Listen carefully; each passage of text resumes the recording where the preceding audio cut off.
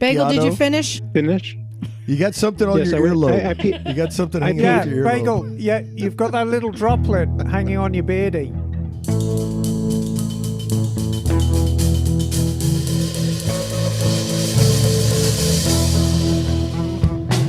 Hey there!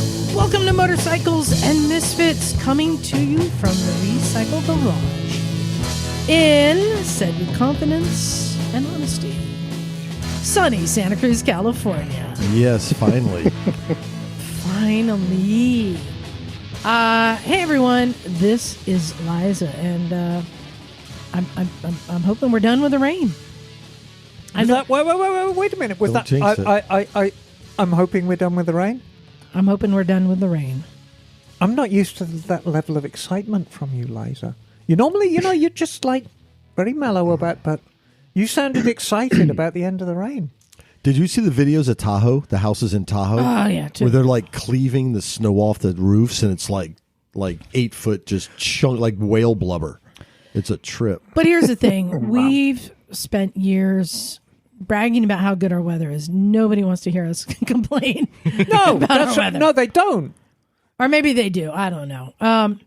But hey, we're getting back to normal. That's good. Whew. Define normal. Sun and riding weather all the time. Yes. But let's get to who is here in the studio with me. Of course, that is the dulcet tones of Miss Emma. Hello, darlings. I am always so thrilled to be here, talking to you all, and here I am. Tra-la-la. You look all slutty in your Harley shirt with your boobs popping out. What are you doing over there? Is it because Mason's next to you? Yeah, no, absolutely. Look at you. Come on, have some respect. No, I just got back from Reno.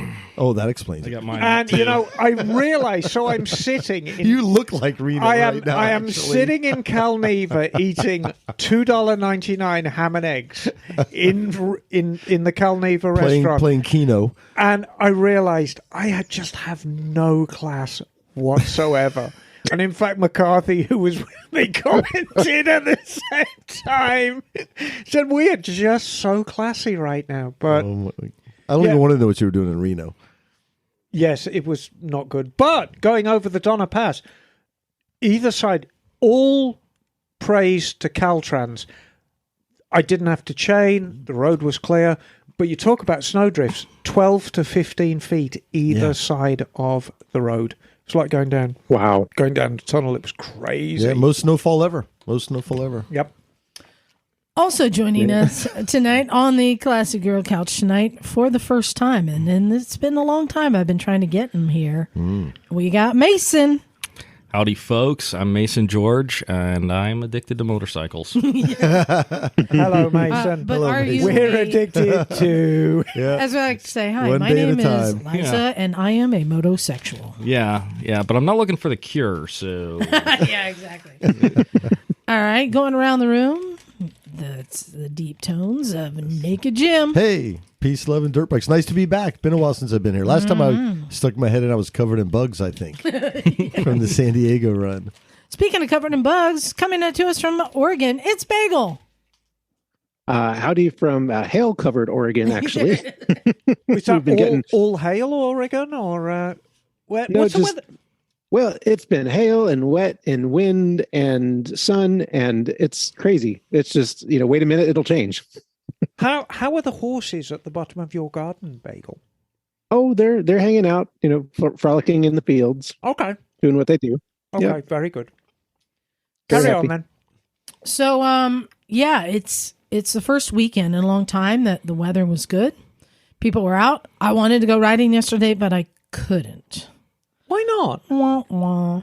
Well, I got a call from our friends over at Gilroy Power Sports, and We like those guys. somebody had died, not on a motorcycle, but had died, and their family was cleaning out and brought all of this person's gear over to Gilroy, and they didn't want it, but they knew that we'd taken gear, so they called me, and it was a no-joke truckload of Arai helmets and Daytona boots and nice gloves and there were six of the Motoport. I was trying to think, what are they called? The onesie. The onesies, really nice, really nice stuff. Bunch of them. Like, Yeah, very so- well used too. I had to go take the car and go over there, but I got to go visit our friends at Gilroy. And I came this close to impulse buying something there. Oh, you should have.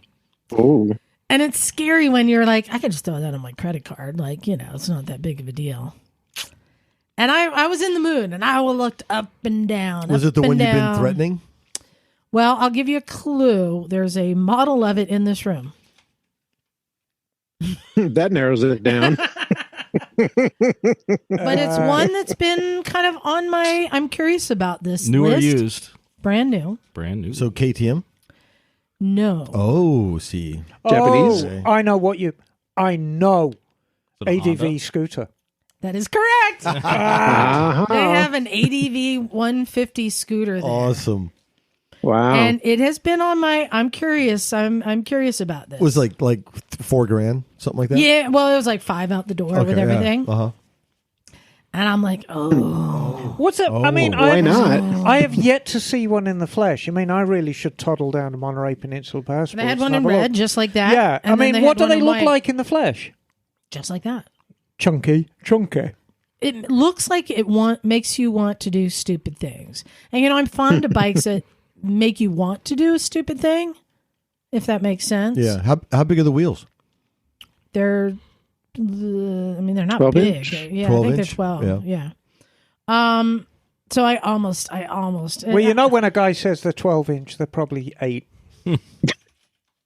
Well, let me tell you what was going through my head. I was thinking, and I know we covered this before, and I keep saying, I feel bad. I have this Africa Twin. I love the bike. I love looking at the bike. It's a great bike. That was me moving the mic. Sorry. Okay. I love looking at the bike. It's a great functioning bike. Except I'm not. I've now realized if I'm going anywhere that's a dirt road, I'm taking the 690 Enduro flat out. Right. That's my bike of choice. Second, if I was gonna I don't have any tours planned. If I was gonna go cross country or something like that, I'd throw street tires on. That would be my bike. It's dead reliable, great bike. I don't have any of that planned. I don't see in the next 3 years any real need for that bike. Well, dump it then. And Which you makes just me feel move on bad. with So your then life. I was like, no. well, could I trade it in and get like a monkey bike and a ADV 150? What is he with these little bikes now? Probably. You are just all over I the know, little right? bikes. No, that's why I went walking up and down. I'm like, all right, I'm going to, I love the bike. It could be a forever bike, except I cannot really think of any need for it. Yeah. What have I not had? What have I not tried? What could be next to just try, right? And I was trying to open my mind to something I'd never considered. And I was looking at all of the Royal Enfields, and I'm like, I can't see myself riding, even like a Triumph. I can't see myself riding a Bonneville or something. I don't really have a need for that. Yeah, you're going to end up with a Harley. I mean, I've had Harleys. Yeah, I know, but you're going to go back to them. No, I mean, I really enjoy my Harley. I mean, Mason pulled up on this gorgeous anniversary. What is that? Superglide? It is, but it's a Franken bike. I've had it for a long time. It was all stock. It's actually a 99. It's not a true anniversary bike, but I got hit on it and the gas tank was ruined, so I got an anniversary. That's how you met your wife? No, no. Not that kind of hit. No. No, but Emma and I thought about that. They had a used Victory there. And I'm like, if I had a cross country trip I was planning, I would consider that. When do you think you'll dip your toe into the electric world? Because you're not doing long trips. Not gonna unless I'm commuting every day. There's Just no asking. value in that if you're not commuting. That's really the only thing you haven't touched, I think, unless you're going to get Right. Well, and that's why I was like, open mind. What is here? And I was really just looking at everything and considering everything. I looked at. get a Diavolo. So those are actually a lot of fun to ride. Yeah. The one thing I centered on was that ADV 150. I'm like, that could be stupid. That could be fun. What do you think you could get for the Africa Twin? 10 to 12. I would say 10 grand, yeah. Have you ever had like a Grom or a Z125 Pro? So I have a Benelli 135 and I got the Amigo 125 out there. Okay. Because that scooter is kind of like an automatic version. Right. I know. But I was trying to just open my mind, really. What have I not experienced? What would be something, and also like... A Ural. Oh God! It's We don't call, Well done. we don't Been call on them the urinals for nothing. so anyway, that's my thinking. And as I was walking up and down the aisles and just looking at stuff, and I was looking at like Z900s and just like, are they Z1000s now? What are they? No, they're still Z900s, and I really considered anything. I tell you, a very pretty bike. Those Z650s, the heritage ones in the emerald green with the gold wheels. Oh, God, that's a good look. They are, and I rode one of the 900s at the AIM, I think, a few years ago in Vegas, and that motor, that inline four, is like a sewing machine. Yeah, and the beautiful, it was like that caramelish. Yes. And so yeah, I really looked at stuff. I managed to get out of there because I said, "What about one of the three-wheeled things with the two in the front? What's that called? The Yamaha Trace? No, what is it? The Nikon. I enjoyed the Nikon. If they had one used there, I would consider you would that. check that out because Nikon is on my list out there. Anyway, so then I went up to House of Thunder, Harley Davidson, Morgan Nice. Hill, House of Chunder. and went up there, talked to Gilbert, who's the ADV guy in there. And we sat on the Pan Americas. They are proving themselves to be legit bikes, but they're like $30,000. Compare that to the Africa Twins. It's really hard. So Mason, it's not about money. Yeah, you might not have had the opportunity to ride a Pan America yet. I don't know. One showed up here as a demo, and so we all had to go on it. And I mean, it's far from a perfect bike, and I'm not going to suggest it is, but it was a lot more legit than I thought it was going to be. A few of my friends actually have them, and they went from performance FXRs to the Pan America, and they love them. And it's 100 and how many horsepower? 30 Well, see, or 20. that's interesting. it's got some go in it. That's interesting because I was talking to Gilbert. I said, so tell me, who's more likely to buy this? Are you more likely to get somebody off of like a Dyna and onto brah. Pan America? Or are you more likely to get someone to come from a BMW over to it? And he said, more likely to get somebody from a Harley over to that, staying with the name. Well, previously when I was with BMW, the number one GS buyer was the guy who had a what are those, the one headlight bagger, Street Glide. Oh yeah, Street Glide. Yeah, that was like the big demographic. Street Glide or Road Glide riders would come in and get a GS because they wanted something different. And I think Harley probably noticed that and was like, maybe we should just have a bike we could sell them. And that the segment's huge. Yeah. So the other reason I was there talking to both of them was in preparation for our rally. Hey, Mason, you got to come to our rally, dear. Oh, when is it? April 21st through 23rd. Where is it, Liza? Hollister Hills. My wife is due on the 26th. Oh, so good. You better get out for year. her. Yeah, get out of the house, Mason. Just get out of the house and come back when it's all over. Thank you. So both of those places are sponsors of our rally, which is really great. So I was talking to both of them about they want to participate and do stuff, and we're talking about games and rides and just stuff like that. And there are prizes. Okay, can I tell you the game that I came up with? I want to get your honest opinion. Honest opinion if this is a good game. I hope it has bows and arrows in it. That would be fun. No. So I thought, so you know those, shoot your eye out, kid. Yeah. so you know those little the little penis stem caps that I have? Yes. All right, so I was talking to Ed over at Gilroy Power Sports. I'm like, hey, maybe this would be fun. We'll bring the ride here, and I'll put a couple of my stem caps on bikes, and the game is find the penis, find the dick, and you win a hat. And people have to scour every bike in that shop, which is pretty big, and try and find the dick. Oh, at the bike shop? Yeah, you know how many bikes they have. Yeah. Oh, okay. Everyone's going to have to run up and down the aisles and try and find the dick stem caps, and you win a hat.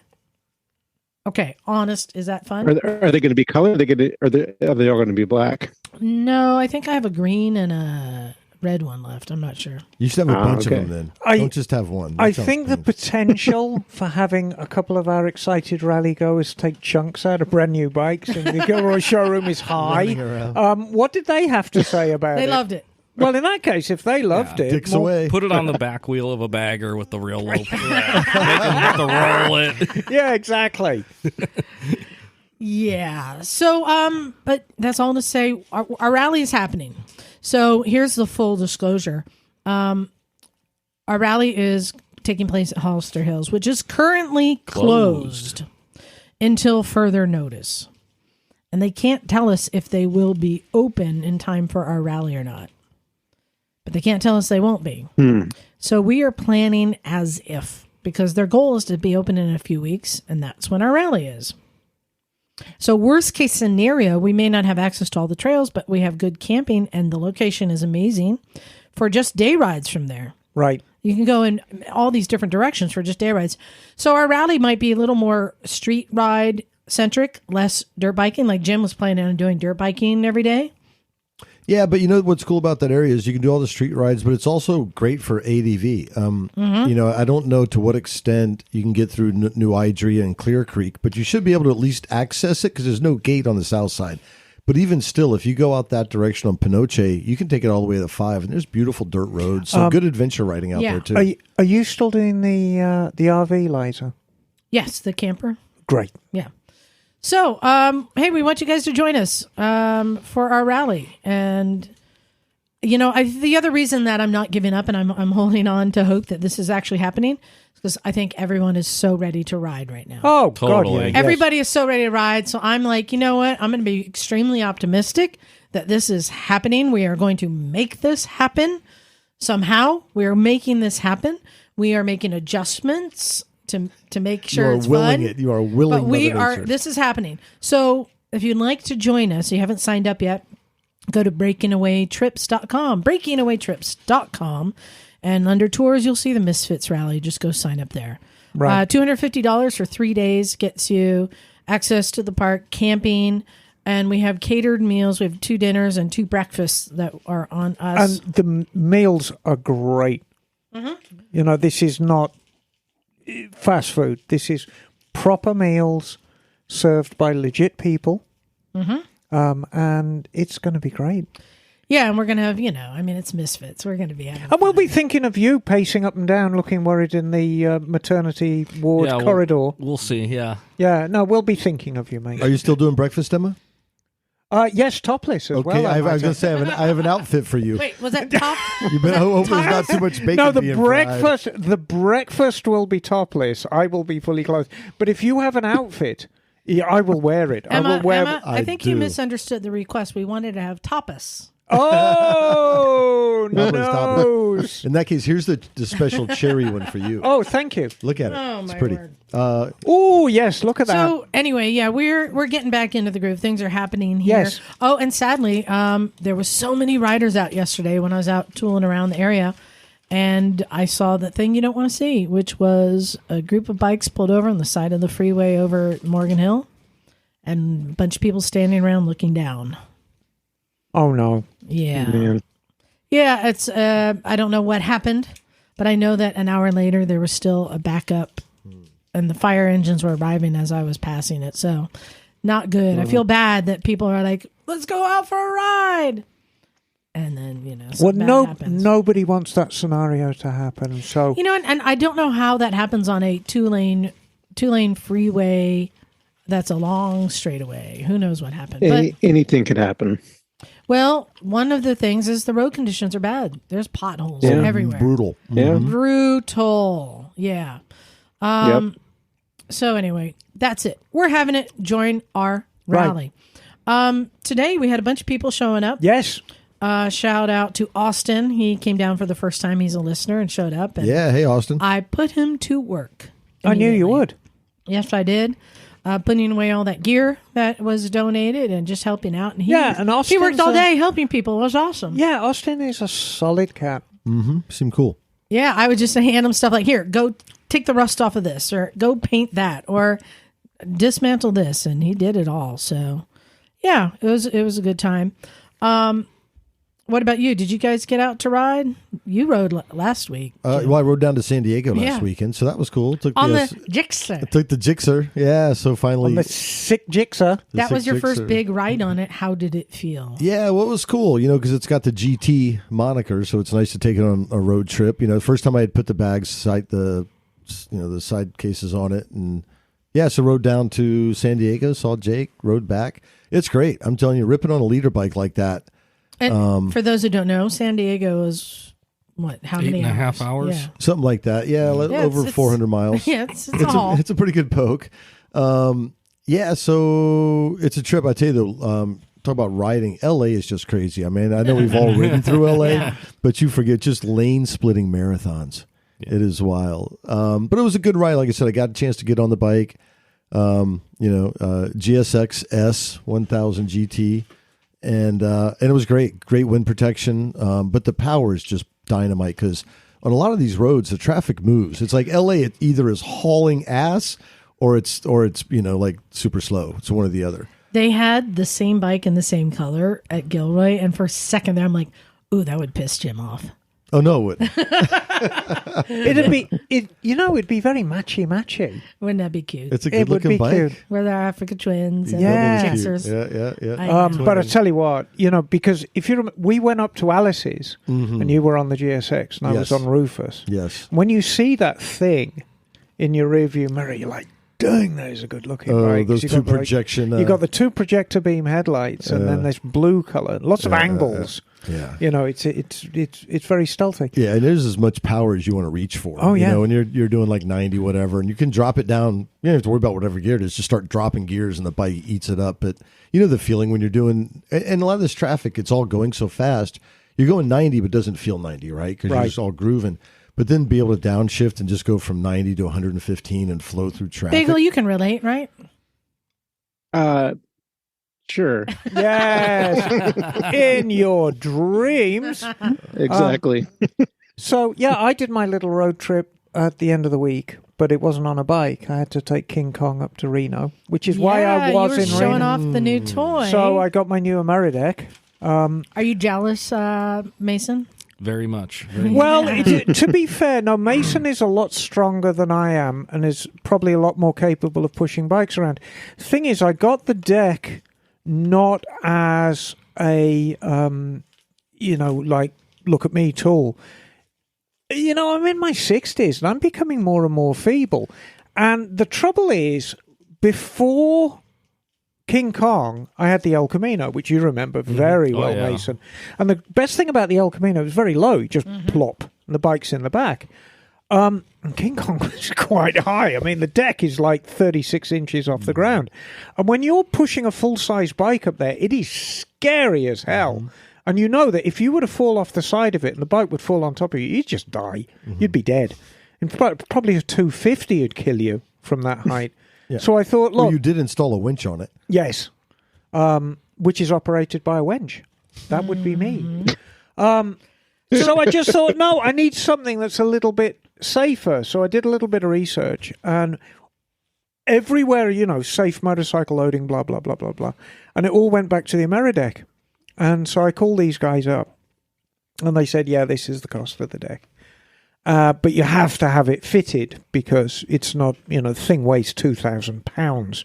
So you have to have it fitted and approved fitting and blah, blah, blah, blah, blah. And the nearest one was Reno.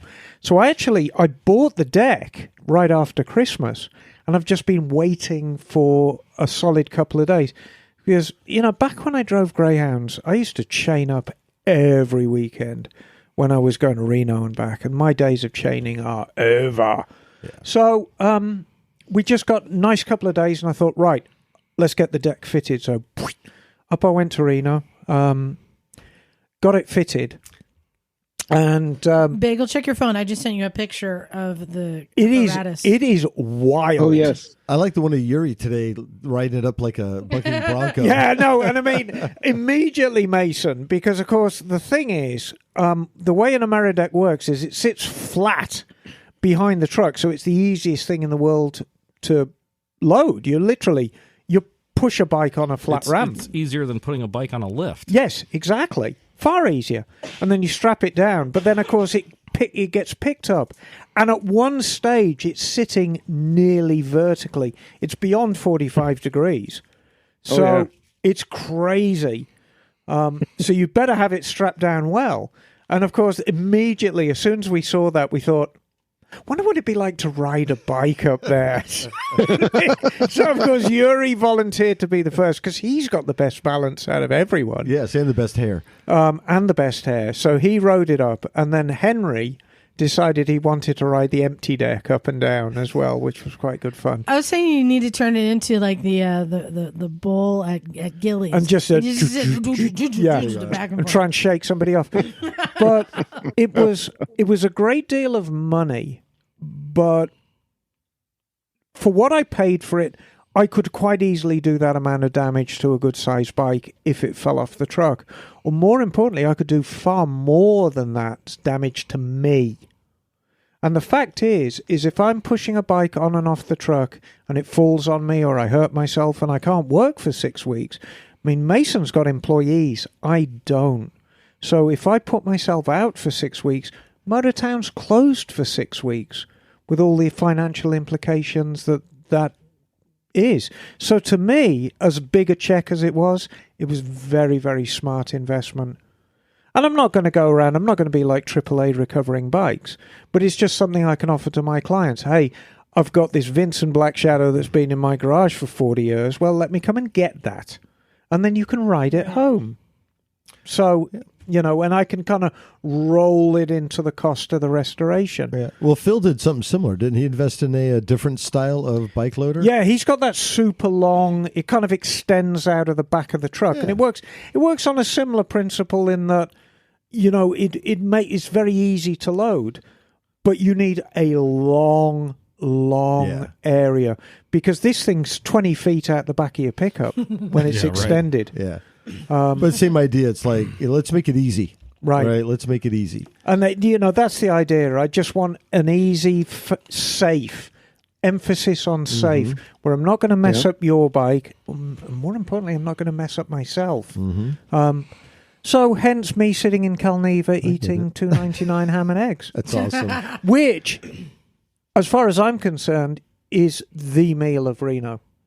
Ham and eggs. That and a Pall Mall no filter. Yeah, Pall Mall no filter, a Schlitz, and ham and eggs. That's Reno, right there. Totally. Oh, it's funny, right? I did something similar just in the ease of lifting. I got one of those truck hitches, the truck on the back for your dirt bike. Yeah. But it's got the little bottle jack lifter on it. Oh, yeah, that's super. Yeah. I've taken it to Hollister one time. It did okay, but same thing. It's like sometimes it's easy to push a dirt bike up in the back of the truck.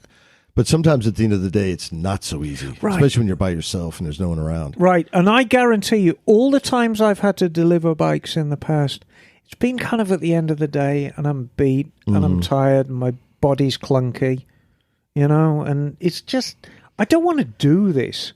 So I really like the idea of strapping something down on a flat deck and just pushing a button. And then doing the same when I get up there. Welcome to this week's episode of Accessories for Old People. Sponsored by Advil.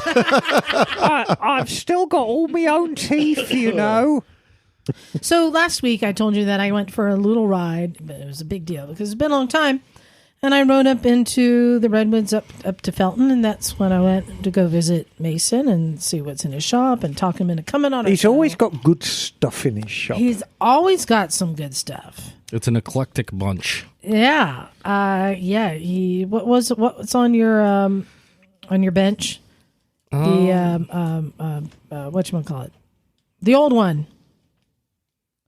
Old one. You got to be more specific than there. Did you say a Vincent? Yeah, the Vincent. Oh, the Comet. Vincent on there, the Comet. Yeah, with a Comet. Bunch of shovel heads. You're always finding stuff. Well, you haven't been washed away. I mean, my God, because your shop's like up in the mountains, right? Oh, my goodness. What about your house? Because we've already had one misfit who's had his house condemned. Because of the floods. Which, by the way, this is give an update. Yeah, John is not here because he's trying to find a place to live right now. Wow. His house was red tagged, and he's homeless. So, what happened to you, Mason? Well, this winter we've gotten like 116 inches of rain, so that's thrown a wrench into some stuff. But thankfully, my house is still there. We've had definitely some days closed at the shop because of no power, no internet. It's been a winter.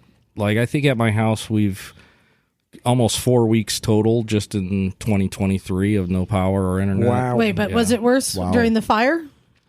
Well, the fire, we were out for 63 days for the fire. But it's a beautiful place to live. Hill people. Yeah. We always talk about the hill people. Yeah. Well, Hill living ain't easy. It might be hard living, but at least it's expensive. Right. But if you know what you're signing up for, it's not so bad. I mean, you certainly do need a certain amount of fortitude to live up there. Because you live in the mountains, don't you? You live further up from the shop. But I also have a dirt bike track in my yard. And How cool is that? I can pee in the yard and not have to worry about neighbors, and that's a huge deal. Hill people. Yeah. Well, I live in a town called Boulder Creek, and I call people like us, we're Boulder Cretans. Yes. Not secretion. Cretan. Cretans. Boulder Cretans. Boulder Bama, baby. And there may be some people who recognize his voice from his YouTube channel. Yes. Oh, yeah. Mason George Motorcycles. I think we've put a couple of links to his channel in maybe the past. I think Appreciate that. Appreciate it. But what I enjoy is watching you finding things. You're always finding really interesting things. Oh, Emma, I told you about what this latest stash that he's got. Well, I haven't spilled the beans with you yet about it. I did. Yeah. King of the barn find. Everyone brings something to the table in this huge soap opera that's motorcycling. And Mason's strength, I mean, you know where to find them. I don't really get involved in buying and selling bikes, and never really have. I'm a wrench. I'm a very, very humble mechanic. I always have been. I always will be. But this is your strength, and you find these collections, don't you? Yeah, I've gotten, I'm really lucky, and a lot of it's, networking and talking to people. I talk to strangers all the time. Well, I talk to strangers, darling. Some are there, some aren't, but no, I'm always looking, I'm always hunting, I'm always putting it out there to the universe about bikes, and we've definitely found a lot of them, and I've never had a shortage of bikes to buy. Right. I just have a shortage of money and space. Yeah. And that's the hard part. So which let's ones talk you don't about... keep. But so that's why I wanted to bring him down. I wanted to talk about barn finds. This is something that I think is intriguing to everybody. I mean, Emma, what is the definition of a barn find? Well, I mean, if you want to take it to its most literal sense, I mean, barn finds if we go back 40 years, maybe even 50 years, there was always this folklore of the old farmer or the old country guy. He bought the Indian, he bought the knucklehead, he even bought the Vincent Black Shadow, rode it for a couple of years, had a blowout, stuck it in his barn. And then you come along 30, 40 years later, so, pluck it out, and what you're presented with is a original, very low mileage bike that's covered in barn dust. Yeah. Now, that's its most literal sense. It's really become almost like calling a vacuum cleaner a Hoover. Not all vacuum cleaners are made by Hoovers, but get the Hoover out and push it around. Barn find really now means any bike that's been sitting for a period of many, many years. Mm-hmm. I'm not sure whether you'd call a bike that's been sitting for 6 months or a year a barn find. No. But 15 years, 20 years, maybe even a decade, and just sitting unloved in the corner of a garage. Now, Rufus started out as a barn find. Oh, really? Oh, yeah. Rufus was... Rufus is a good example of a modern barn find. So Rufus was bought new in 1994. The guy who owned him rode him for 3 years and then got his girlfriend pregnant. And her father said, look, no more riding bikes for you. You need to think about raising, my grandchild. So he said, what we'll do is we'll do a family business, which turned out to be a body shop in Monterey. Rufus never got sold. It got stuck in the corner of the body shop. So when I found Rufus, It's a very low mileage bike, only 9,000 miles, but it had probably an inch of Bondo dust all over him because he'd been sitting inside the back of this body shop, I think with a hood from a Chrysler 300 on top of him for the best part of, well, work it out, 97 to, I can't remember when I bought him, 25 years. Wow. So that's kind of a more modern, a barn find doesn't have to be in a barn, but an original bike that's been hanging around. So let's talk a minute about how does something become, a barn? How does it end up in the barn, the garage, the yard, whatever? I think we've all found bikes, and they all have a story usually. Mason, do you have any interesting stories of something or some bikes that how they came to be sitting for so long? Yeah, a lot of it is motorcycles have never been, expensive like cars, right? They're inexpensive, especially in the 60s and 70s. They were dirt cheap. So a bike can have kind of a minor problem, and the old farmer throwing it in the barn type of thing is a real deal for a bike that is totally worth fixing now. But when it was 5 or 6 years old, it wasn't, because you could just go down and buy another one for $400 or $500. Yeah. So that's what people did, and nothing lasted that long back then. I know everyone says, "Oh, they don't make stuff like they used to," but that ain't true. Yeah, that's not true at all. Any General Motors product made before 2005, good luck getting over 200,000 miles out of it. Like now Toyotas go forever and all that, and even the American stuff's good, and bikes are the same way. The mileage thing, especially British bikes. You could find a British bike that only has 12,000 miles that completely needs rebuilt. That's a real thing. Yeah. So something goes wrong with it, and they just park it. Yeah, and the area thing is different. I got a CB750 out of a apartment garage in Los Angeles when I lived down there, and somebody lived there. That was their bike. They moved out, and the super put it in a closet, and it sat there for 25 or 30 years. Wow. Yeah. Wow. And he actually offered to pay me to take it. Wow. And I was like, no, don't worry. Like, what kind of beer do you drink? Like, we'll make this out. It's all good. But that kind of stuff happens, and I'm from the Midwest originally, so because of my YouTube channel and all that, I get a lot of leads from friends and family. Like, I had a Rickman CR900, which is a Kawasaki-powered Rickman. They only imported about 250 of these bikes. My mother found that bike for me. Wow. And I was going to say, that's another... Thanks, Mom. Yeah. I think common form of a barn find is something that was a race bike. Right. And somebody stops racing. This was street legal. Oh, but I'm just saying, that's another common thing where you find like Rickman stuff like that. They stop racing and they just stick it. A lot of the vintage dirt. I do a lot of vintage dirt bikes, and dirt bikes used to change every year. The advancement was a lot more rapid with the models. So a guy would buy a bike, and they were cheaper, race it for 1-2 years, and then buy the next thing, because they were getting, especially when the Elsinores came out, every year almost, they're getting dramatically better. They're changing dramatically year to year. And because the bikes are cheap enough to buy, there's no real value in the old ones. It's not, I'm not going to sell this old one, because everybody's going to be, no, we want the more modern one. So there are old ones kicking about. Didn't you just get a really, really nice AMF electric light out of the Midwest, did I see? The blue one. I did. Back when I lived in Arizona, because I went to school at MMI, I worked at a shop there, and I met a friend who had also been from Ohio, but 4 hours away. We didn't grow up together or anything. Because of social media, we've stayed in contact, the 10 years or whatever it's been. And out of the blue, he sent me a message one day and said, "Hey, my uncle passed away. He doesn't do bikes. He does something else. But regardless, he's like, my uncle passed away. My aunt thought he only had 3 motorcycles, but there's about 17. And wow. they live in a very farm town, rural area. They don't do the internet, that kind of deal. And he said, the next time you're back there, would you be willing to go check them out? And I said, absolutely.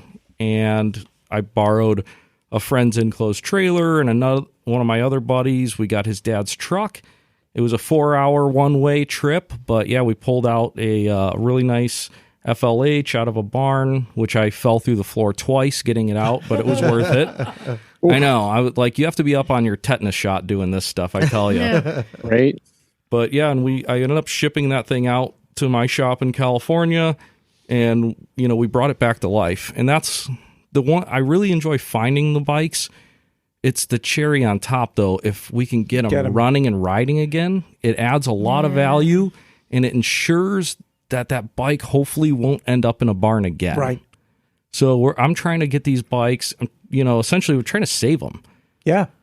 Well, and I was going to say, we were talking when I was up at your shop about can you talk about the 4 bikes you recently found? Oh, the British bikes? No, the engineer. Oh, yeah. So that's who has a fondness for cool things. That's a whole nother thing and this is interesting. I get a fair amount of stuff. My wife does real estate in San Jose, which is Silicon Valley, and there's a lot of very interesting folks that live over there. That's an understatement. Yeah, I'm trying to be nice. But no, this guy was a really cool guy. And he has these 4 immaculate condition motorcycles, and my wife's actually going to sell his house. And when they were talking time frame, his biggest obstacle was that he had these 4 motorcycles and he didn't know what to do with them because they don't run. He stopped riding in 2009 when he got married, and I don't know if his wife made him or whatever, but he just stopped, but he didn't want to sell the motorcycles. And because he's an engineer, he told me he was really fond of just going out in the garage and looking at them and appreciating the engineering that went into them. So they're all mint condition, clean, every single one. I saw some of them. They look brand new. Yeah. So can you list what they are? So yeah, there was a 84 Trail 110. Yeah, beautiful red. 460 miles. Look brand new. Yeah. Oh, wow. I actually thought it was one of the new Trail 125s. It looks pristine. Yeah, it's the nicest one I've ever had, and I've had a lot of those. A 2002 or 3, I'm blanking now, DRZ 250. DR. No, it's a DRZ. It is? It is? Okay. DRZ 250. They didn't make a ton of those bikes, but they're really great little bikes. Electric start. And it was ridden twice. Looks brand new. Twice at Hollister. Twice at Metcalf or Hollister or whatever. But regardless, it's original tires and they're not worn out. Does it have the Laker kind of paint job? Is it the purple and yellow? No, it's yellow and white. It looks like looks like a DRZ 400, a little smaller. It looks like a brand new. It kind of has a high seat height for a 250, and I'm guessing that's probably maybe why it didn't sell incredibly well, because it is pretty tall. Yeah. But primo. Perfect dual sport for somebody. Yeah. But now it's getting more interesting. Yeah, and then the next one is a 1995 RF 900. Oh, another 1,800 original miles. Wow. Still sitting on the original tires. In perfect condition. Never dropped. Never sneezed on. Now, Emma claims that is the best looking bike of all time. Do you agree? I don't know if I'd go that far, but it is a really cool looking bike. It's, They're very much of the time. I mean, to me, the mid-90s were really a halcyon time in the styling of motorcycles. And the reason I like my Roofer so much, and to the same extent, what colour's this? Is it the good? It's red. It's the plain red, yeah. I've got the Laker colours, the purple and yellow. There's nothing on the road that looks like it. Nothing. When someone goes by on an RF 900, you know exactly what it is, because it is like nothing else. The taillight alone, if you're following one, the taillight has its own zip code. It's that big. It's a neat motorcycle, totally. And they're fast as fury. That's 125 horsepower. Emma, how can you resist picking this up? 1,800 miles. The truth is, you can have a sibling. Let me tell you something right now. Motortown is full of motorcycles. My lockup is full of motorcycles. My garage at home is full of motorcycles. I have motorcycles at my friend's house. You have a spare bedroom in your house that's not being used. No, there's a motorcycle in it. Do you know how many you have? Well, I know how many I own personally, and it's only 8. Oh, but it's business stuff. Yeah, a lot of it's business stuff. I don't want another motorbike. Okay, but there's one more in this collection. Oh, and that one... And you're struggling with this one. In all honesty, yeah, this one's a big struggle for me to not want to keep it. It's a 03 GSX-R 1000. Same thing, under 2,000 miles. Oh, perfect God. condition. Yeah. That'd be the one. Mm-hmm. Yeah, I know.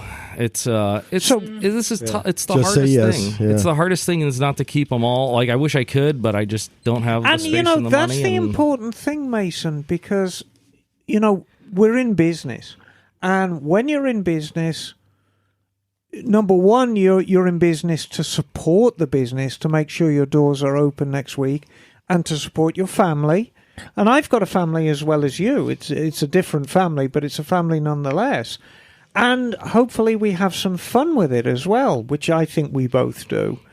Yeah, I got to a point like 7 or 8 months ago where I had so many motorcycles, it was actually messing with me mentally going out in my garage. It's happened to me as well. Too many bikes. I had no room to work on anything, and I had all these projects going on, and stuff wasn't getting done because I was doing too much at once. So basically, like Bagel's garage. Right. Yeah, I don't normally count how many motorcycles I have. That's not a normal thing, but I actually did, and I had 33. And I was like, yeah, that's getting up there. That's isn't it? Do you know what the new equation is for the right number of motorcycles? 50? No. Yeah. What? So, it used to be N plus 1, but no, the new equation is D minus 1. D equals divorce. Oh yeah, right. Thankfully, my wife is so cool about motorcycles. Like it, Having met your better half a couple of times, it'll be at the Quail, so it was in a controlled environment. No, she's just such a neat lady and very, very mellow. Oh yeah. That's why I'm married. Yeah, right. Because the motorcycles were a thing. First, like, this is my life. It's, when she met me, I was heavily involved. So she understood. So it's something that has been, part of you since the day you met. Totally. So that makes it easy. But I'm also always impressed with things that you're finding here locally. Me too. Like, where are all these things coming from in the mountains? So you're talking about these British bikes you found recently, right? The British bikes... Totally, I had met. There's a lot of hippies around here, so both of the cool mountain stories both have hippies in them. So one day, this old hippie showed up at my shop, and I had this little T100, and he really liked it. And the guy, he looked like a mountain man. Like you never know. There's hill people and there's mountain men. Oh yeah, and you never know if the guy has $2 in his pocket, $2,000 or $200. You just never know with these people. He's got a hatchet somewhere nearby. There's a chainsaw in the back of the truck. and a bag of grass and, like the whole thing. Mm-hmm. So I ended up selling him this motorcycle, and he was pretty old. And a year and a half, 2 years later, this woman stops by and said, "Hey, you sold my husband a motorcycle a couple years ago. He passed away. Would you be interested in buying it back?" And I said, "Yeah, sure. I want to see it and all that." And she goes, "Well, I'll sell it back to you for what he paid for it." Mm-hmm. And I said, "Okay, and I was racking my brain trying to even remember what I sold it. And it was around $2,000. I think it was actually like $1,800. Mm-hmm. It was a very non-special motorcycle. It was cool, but nothing crazy." And she goes, and she had like a list. And she goes, "Yeah, that one was $10,000. And I was like, "Oh no, I think you have it confused. This is not even close." And so this is a whole other thing you have to deal with when you find that bike in the barn. Oh, it's the pickers effect, big time. And people think, "Well, this is worth a lot of money." Yeah, the pickers thing is huge. This is worth a lot of money. It's like, well, what do you do? Like, that's hard when you have to walk away from these bikes. It is. Thankfully, with that, there was nothing in there that was like really pulling at my heartstrings crazy. But yeah, the pickers thing is a gift and a curse.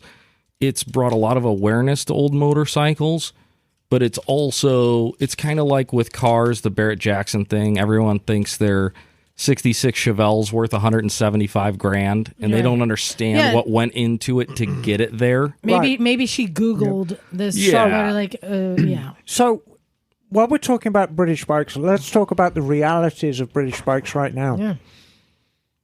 They're a pain in the ass. If you have a decent British bike, and when I say a decent British bike, I mean a Bonneville, maybe a pre-unit Bonneville, BSA, Commando, any of the AMC stuff, maybe an Enfield Interceptor, and you want to do a complete restoration on it, a complete restoration, that's 20 grand.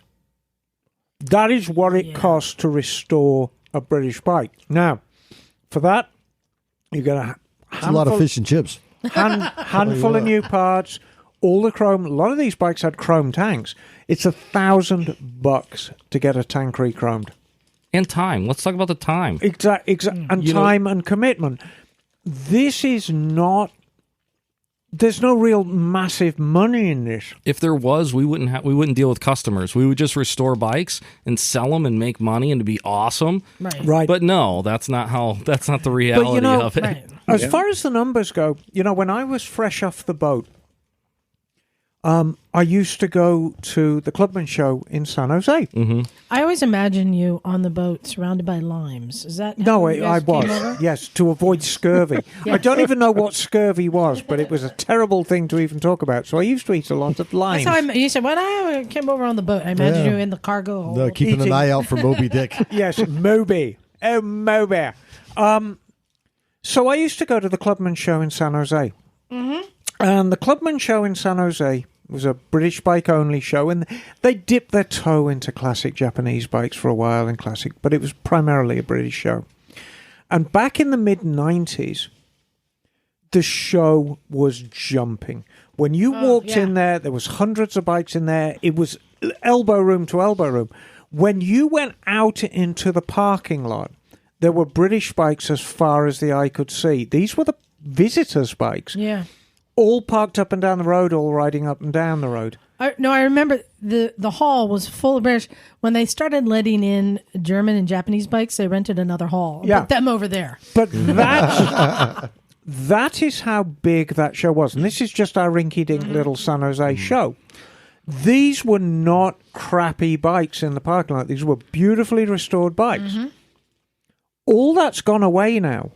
But the bikes haven't. Yeah, that's true. Yeah. All you got to do is find them. Because believe me, if Mr. 70-year-old was riding a beautifully restored T160 Trident or Hurricane in 1995 to the Clubman show, and he has shuffled off his mortal coil now, that bike still exists. And in a barn. And Mason's got to find it. So... Yeah. So, and here's something that I've discovered over the years, because I've resurrected bikes and found bikes, and I've learned that free is the right price. Oh, yeah. Free is the right price. the best price? Because I just remember when I lived in Atlanta, there was somebody up the street, like I think his brother died and left him this BSA, and he parked out in the front lawn, and I'm like, I'd be happy to take it off your hands for free, and I was watching it just rust away. It was just covered in rust. I knew that this was a major project, but he was like, no, this is worth like $8,000 or something. He thought it was worth a lot of money. And I just had to let it rust away. But it's a major undertaking. So here's the question I want to ask you guys. If somebody is out there and they find a bike in somebody's yard or barn or something like that, right? And they think they want to take it on, what's the best advice you give them to assess if it's even worth it or not? Because, as we say here, there's actually no such thing as a free bike, right? Well, I think that they need to do a self-assessment more than assess the bike. Agreed. No, absolutely. Yeah. Bagel, did you hear that? Self-assessment there we go. first. what have you done with motorcycles before? If you're still riding the Honda Rebel that you got after class 6 months ago and you've never worked on a bike before, it's probably not even at free, unless it's something very special, you could still lose money. It's still going to cost you more than what it would cost to buy a nice one. And most of the time, I'm talking people out of doing stuff like that. Yeah. I do that all the time. I do it as well. My neighbor gave me this, CB350. The engine's locked up, but it was free. Oh. And, it's just been sitting in the backyard for 30 years, but it just needs just a restoration. So I want to have you restore it, and then I'm going to sell it. Right. And that is like all the red flags in one. Oh, yeah. There are times I'm like, it's missing the taillight. Good luck finding one. And if you don't have the right taillight, it's not worth anything. There's something as simple as that, And the truth is, there's a couple of factors going on here. And it's happened to me, and I'm sure it's happened to Mason. Whenever you deal with old motorbikes, you reminded me saying about good luck finding a taillight. Mm-hmm. I'll tell you a story about a Benelli. Oh, do tell. Oh, you'll like this story. So one of our very, very dear friends and listeners is a young gentleman called Chris Wiggins. Wiggins! He's a crazy motherfucker. He is crazy, and he knows how to ride that hooligan shit. So Support anyway, your local hooligan.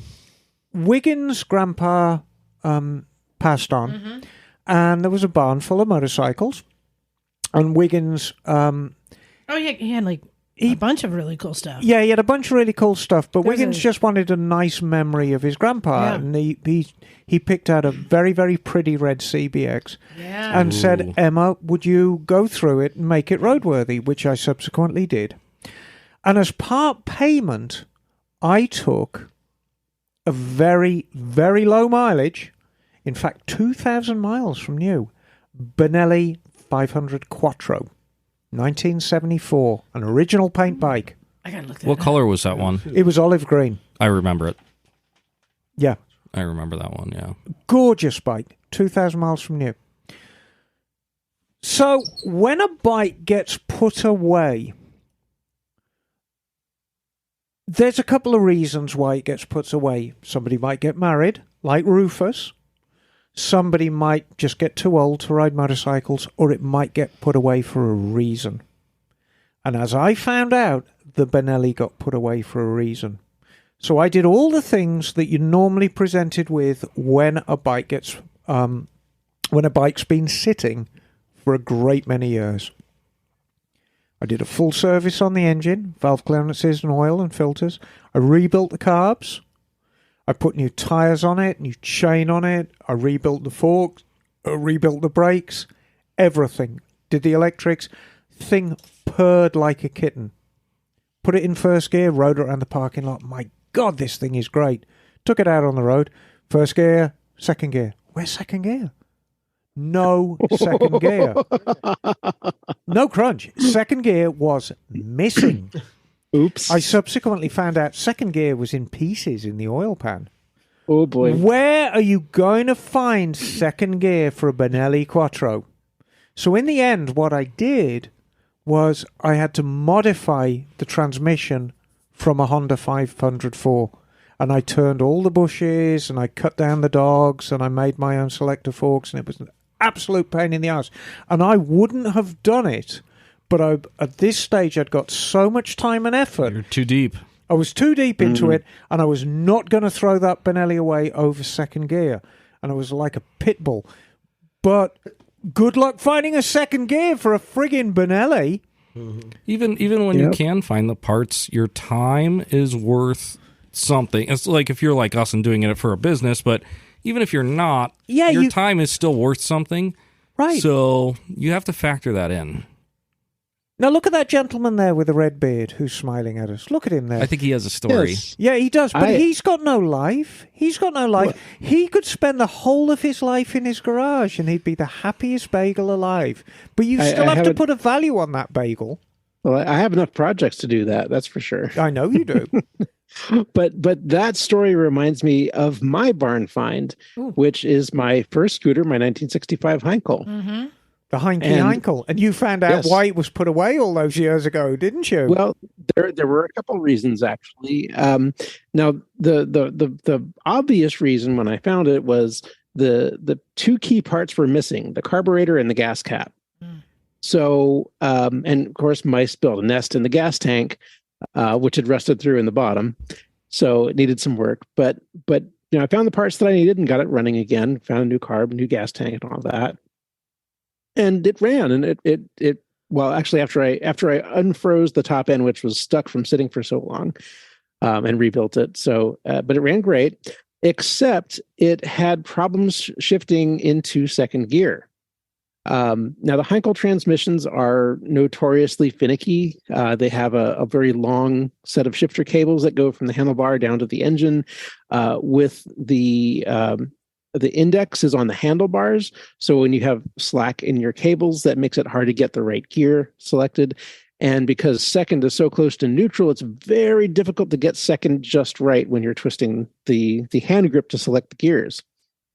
So with this bike, it had constant problems where it would somehow get stuck and not go into second gear. And you'd twist the shifter and it just wouldn't go in.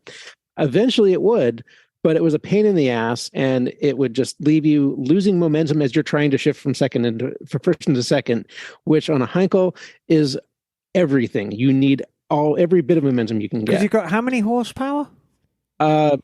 I might be something like that, 6 or 7, I think, something like that. On a bike that weighs the same as the USS Nostromo. Yeah, it's a couple 100 pounds. Yeah, there you go. Right, it's large. Good. Yeah, all steel. So eventually, I dealt with this for years and years and years and wrote it that way. Never tried to take the engine and transmission apart to try and figure out what it was. Although eventually I ended up blowing up the top end and had to send the engine off to my friend Mike McWilliams in Colorado to rebuild it. Did a fantastic job. But before I did that, though, I had posted online about this problem that I was having with the shifting.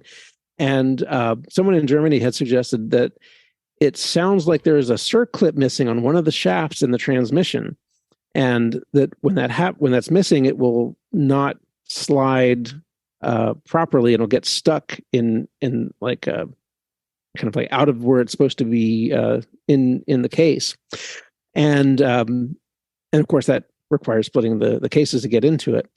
So when the engine needed the rebuild, Mike did split the engine and found that was exactly what the problem was, because my bike was one of the last ones off the production line within the last 2,000 models that they produced. They were working fast and dirty, and somebody forgot to put a cotter pin, or not a cotter pin, a little circlip pin on the shaft in the transmission. And so it had constant problem shifting, and it actually had worn away part of the case. So he had to send it out to a shop to machine that out, and then insert a brass bushing in there to fit the rod back in the transmission. And it's been shifting perfectly. Well, as perfectly as any Heinkel shifts. Ever since then, it's been great. So.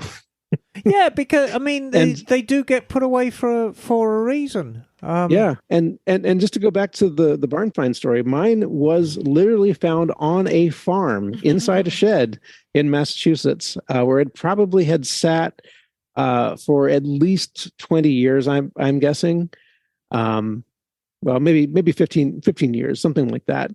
But yeah, it had been sat and neglected and was very forlorn. And this is the forlorn. And this is the HE 111 behind you. 103A2. Oh, the HE 111. Whatever.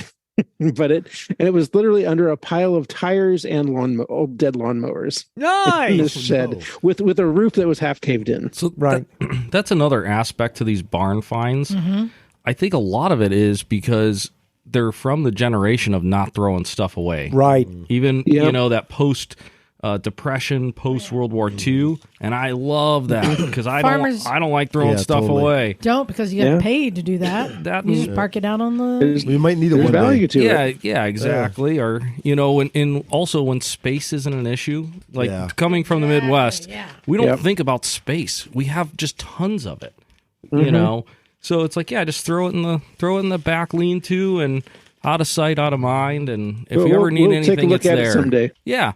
Yeah, or maybe I'll get another one and I can use that one for parts or whatever. Right, totally. That's the mentality, and I love it. So sometimes, though, you do find a bike and it's worth a lot of money. Oh, yeah. That can happen. What I want to make clear to people, most of the time it's not. Let's make that clear. Most of the time it's going to cost more than its value to restore it. So it has to be a labor of love. And I don't want to say it's not a good idea, because old bikes are very mechanical on your hands and can get in. It's not electrical. That's my business. And I think it's a great project for somebody to try. I always say, best way to learn, get an old Honda, take it apart, put it back together. Right? Yeah. But sometimes you can find those gems, right? And I wanted to share a book review. What you say? You read a book? Yeah, it got a green cover. Well, here's the thing. I don't know if you guys heard about this book. I read this was like 20 years ago or something. But it's a book called The Vincent in the Barn. Have you ever heard of this? I know that book. It's a really cool book. And it's a collection of, they say, stories of motorcycle archaeology. And I remember reading this, and sometimes it is about finding this really valuable bike in the back of a barn. But some of them were like, there were stories, I think, over in like Europe when like the Germans came through, people dismantled their bikes and stuck them in the attic. Yep. And so there are like bikes in attics and basements of apartment buildings and behind walls. And there's really a lot of really cool stories of people finding stuff. Even in the United States, that John Penton's dad had an early, I think it was a teens Harley that took apart and they put it in the rafter of the barn. There was a white that was found behind a brick wall. Like, stuff's so crazy. But the real value or the real money to be made with bikes like that is actually not restoring them. Right, the patina. Yes. If you can find them original, nice enough where they don't need restored, and that's one of the things I love. I'm a big believer in they're the only original once. Anybody can, not anybody, but anybody with enough money can restore a bike. But to have one that's original and that's old, that's a hard thing to do. Actually, it's funny. I had this conversation this very morning. I was late to the Misfits because I had a meeting with a client at the shop. And I'm restoring his dad's 1956 Triumph Trophy for him.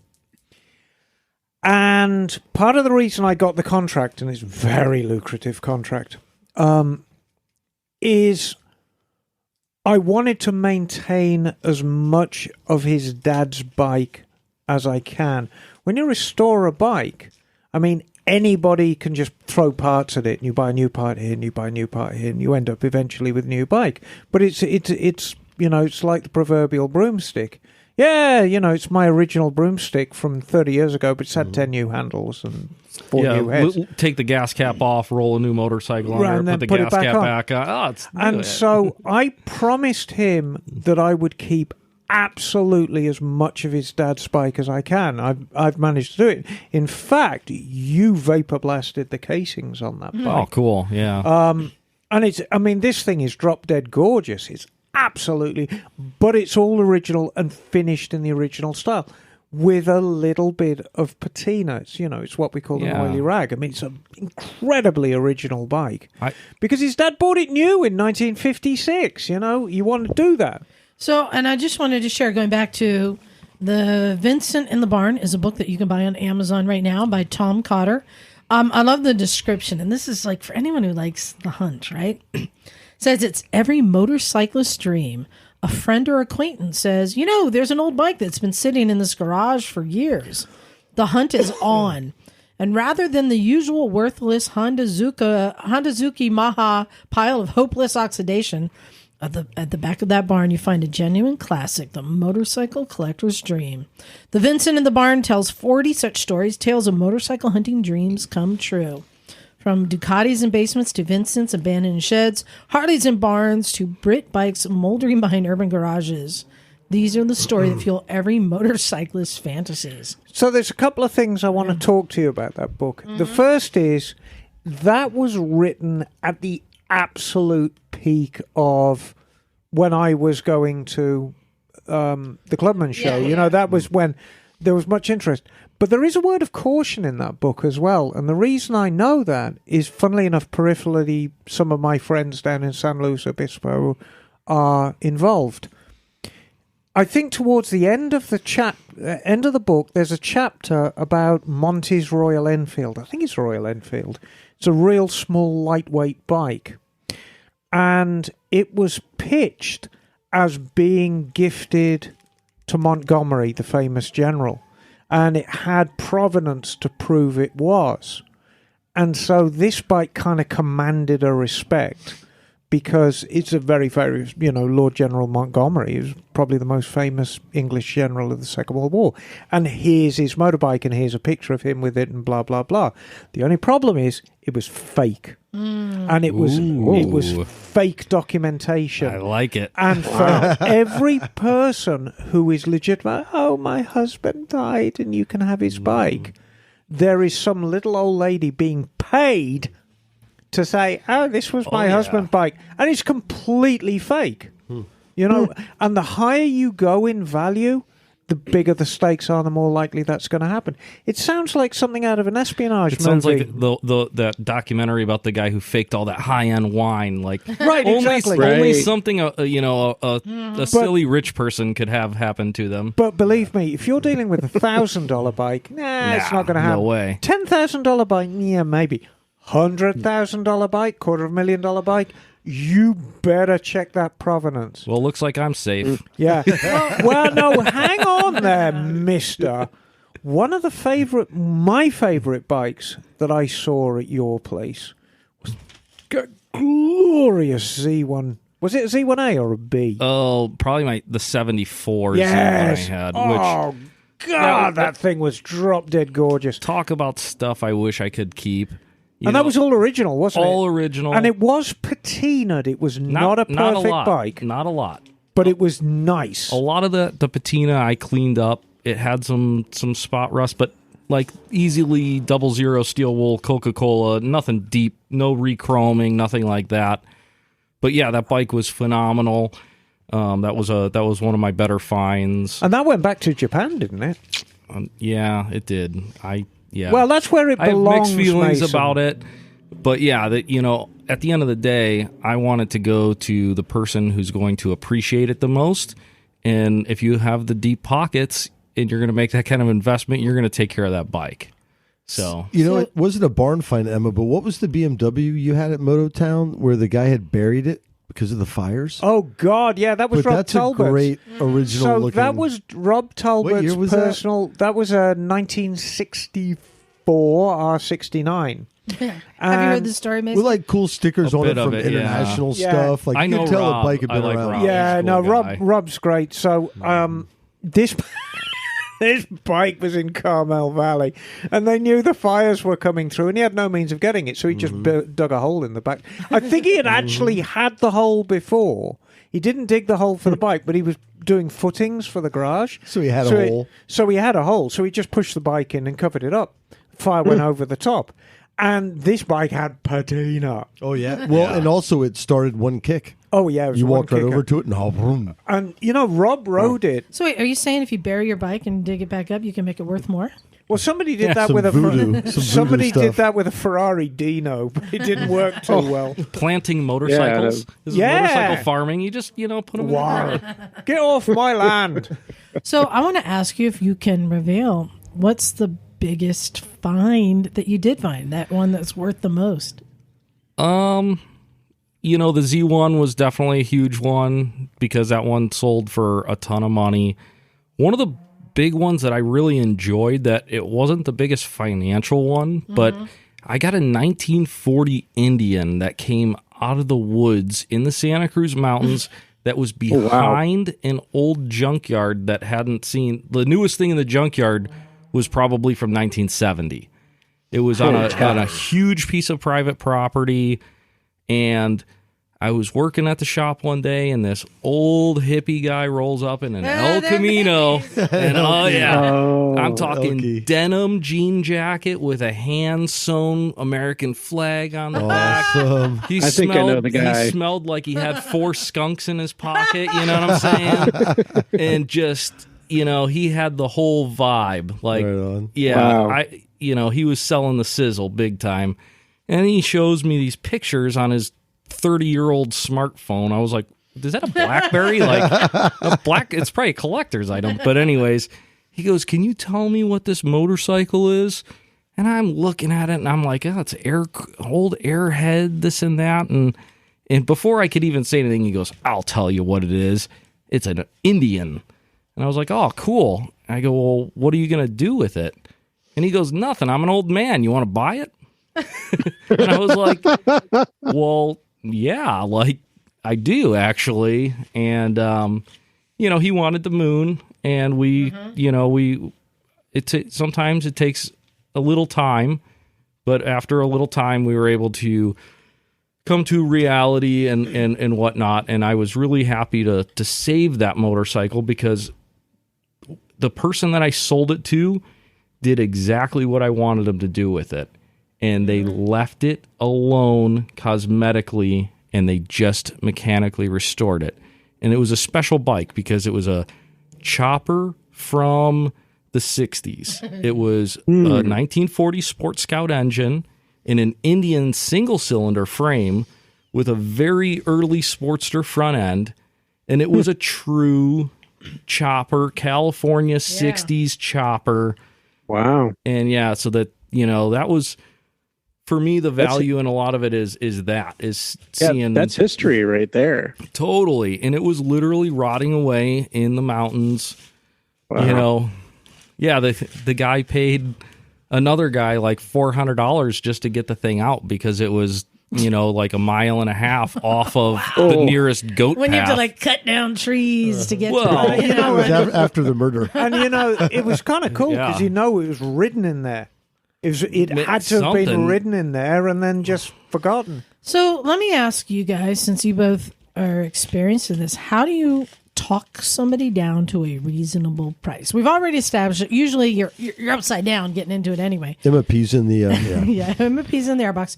How do you talk somebody down to a reasonable price? Or you just have to be willing to walk away?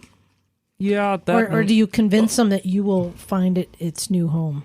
There's a lot of factors to it. That's a big one for sure. It's like, hey, finding how many of us are in the country doing this, right?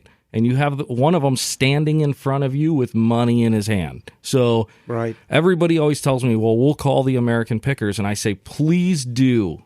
If they're willing to come out to your house for one motorcycle or 5 motorcycles to California or whatever, by all means do. But that's not super realistic. The truth is, I've met them, and they're nice guys. They're super nice guys, but they drive an incredibly hard bargain because that's their business.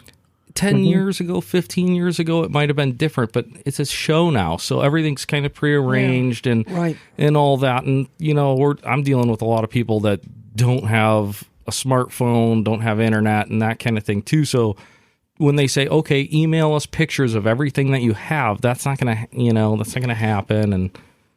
But what I found in the past, promising to take care of the bike does count for a huge amount, because people have very different relationships with motorcycles than they do with their cars. Even if you've got a nice car, even if you've got that 66 Chevelle or the 64.5 Mustang, you're going to have a relationship with that car, but not like you have with your motorbike. So if we take our old friend the hippie, when he sees that bike, he might be transported back to a time when he was young and having fun with it and chasing girls. And, the Santa Cruz Mountains were a very different place back then.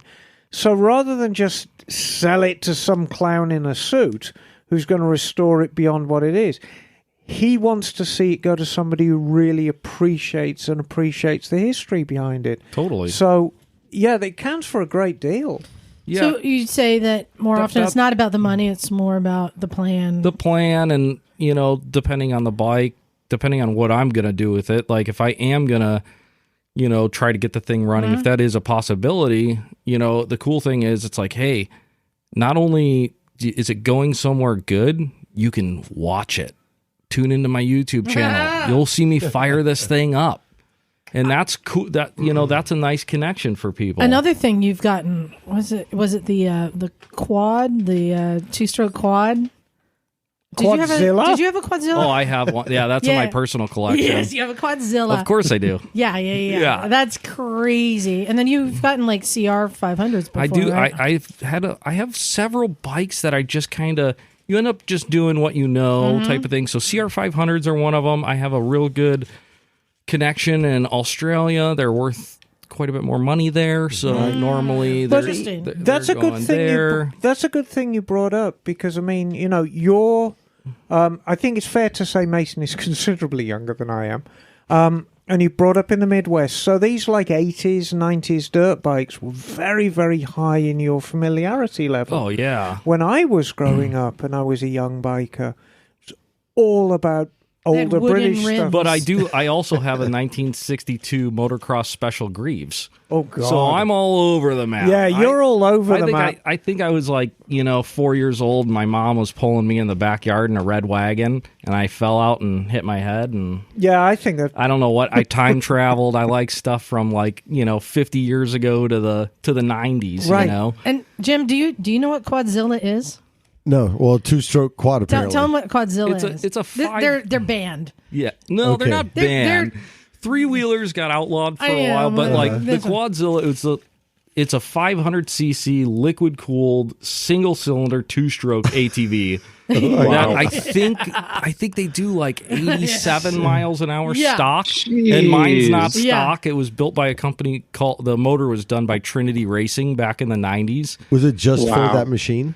That engine, because the RM500 was air cooled, which the RM500 is one of the big bore two strokes that I have not had yet. Well, they're not that common. I mean, they are not. There's plenty of CR500s out there. There's even plenty of KX500s if you really want to destroy your foot. But and just say, so Quadzilla wasn't like banned, but it's probably one of the most feared. It's the fastest production quad, and one of the most feared. Was it? I mean, was it quicker than a Banshee? Oh yeah, Because Banshees are pretty. Banshees are awesome in the straight line thing, and the Quadzilla was mainly built for the dunes. So growing up in the Midwest, we didn't have a lot of them, and that's one of the things. In the Midwest, it's all Honda 250Rs. 250Rs were the dominant ATV. And it's funny, they only made the 250R for 4 years, and the same with the Quadzilla. And these machines are still raced today, and they're still competitive today. Yeah. And I collect three-wheelers, too. I love three-wheelers, the 80s like death machines. Death machines. Yeah, I love death machines. It's I had a CR500 engine in a 250R three-wheeler. Yeah. Because if you're going to kill yourself, do it in style. But, the manufacturer will come out with a product that's so good at its job, it defies the years. Yeah. If you go to any drag race meet that involves motorcycles, anywhere in the country, anywhere in the world, there will still, even now, in 2023, be a handful of bikes running big bore GS engines. Oh, yeah. GS. Triple two strokes. They're still racing triple two strokes. Because they're big power, they're reliable, and they get the job done. And the simplicity of them. I had a ZX14. I really enjoyed that. I've had all kinds of bikes all across the board.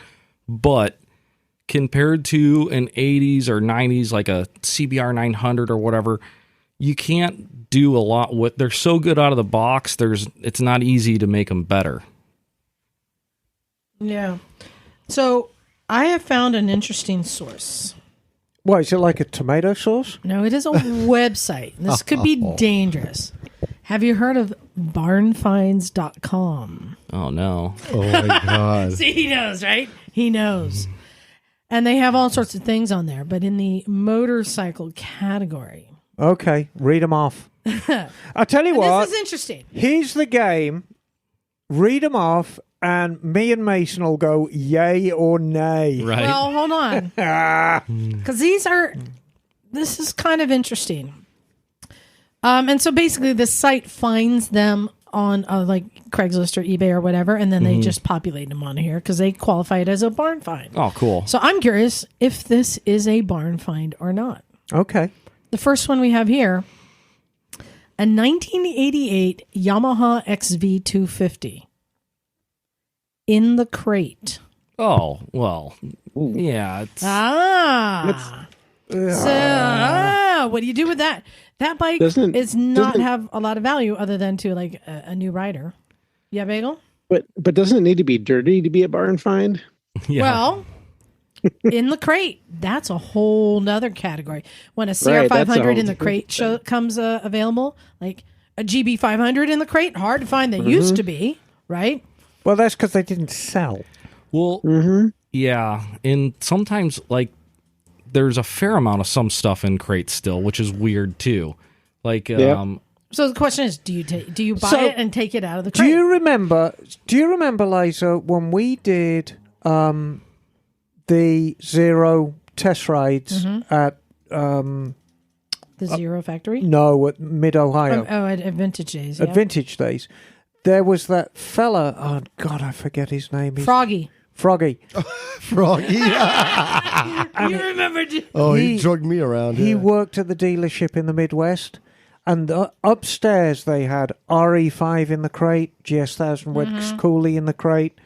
It was just an old Suzuki dealership that went back, and all these bikes, GT750 in the crate, and so on and so forth. And they've got about 30 bikes in the crate upstairs, and that can't be the only bike shop like that. So, for a collector, it's interesting. So let me ask you again. No, there's no value in that. 1988 XV250. What do you think they're asking for it on eBay? $2,200. Yeah, I was going to say it's a $2,000 bike.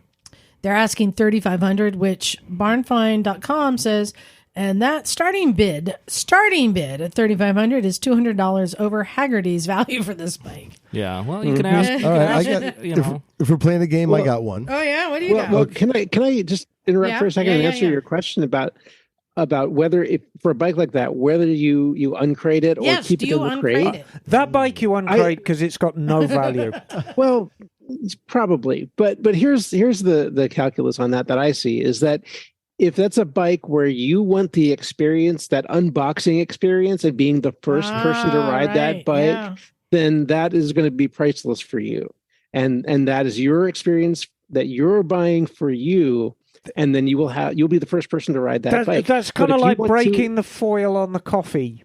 Right. Yeah. Jar. Mason, let's start a business building crates for vintage bikes. Right.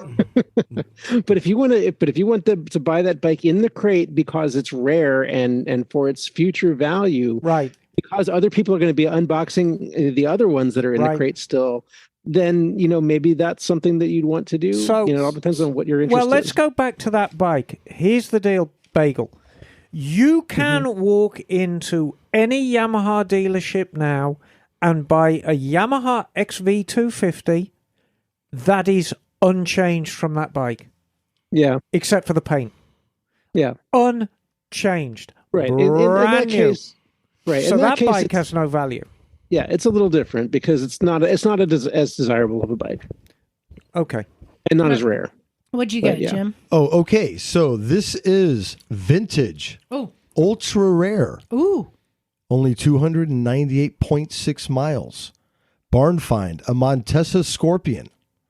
Scorpion. So here, I'll show you pictures of it. You can check it out. Don't mess with it because you'll see the price. But so 200, less than 300 miles. Barn find. Now, it is kind of janky. It's like missing a chain and all that kind of stuff. My God. But it was parked 50 years ago. Let me see. My rare. God. Rare. Extra rare. That is crusty. Let me see him. Extra crusty. Let's see. That is crusty and rusty. Oh. You know what would be perfect for that motorcycle? A Spaniard to ride it. Crusty, but everything is there, which is very important. So stock? That bike belongs in a restaurant. It's a wall hanger? It's a wall hanger. It's a It's a wall perfect wall hanger? hanger. Yeah. Yeah. So I think it was $2,200. Yeah. Which it's never good. It's a long way from realistically, it's a $1,200 bike to the right person, that kind of thing. But it would be cool in a Quaker Steak and Lube or even a Spanish restaurant. Right. You know, put a mannequin on, and I don't know. So here's what I find interesting. Going back to barnfind.com, they have a 2012 Honda CBR 250R in the crate. All right. Are you sure it's not motorcyclesandmisfits.com? No. They need to. I'm just reading the ones that are in the crate.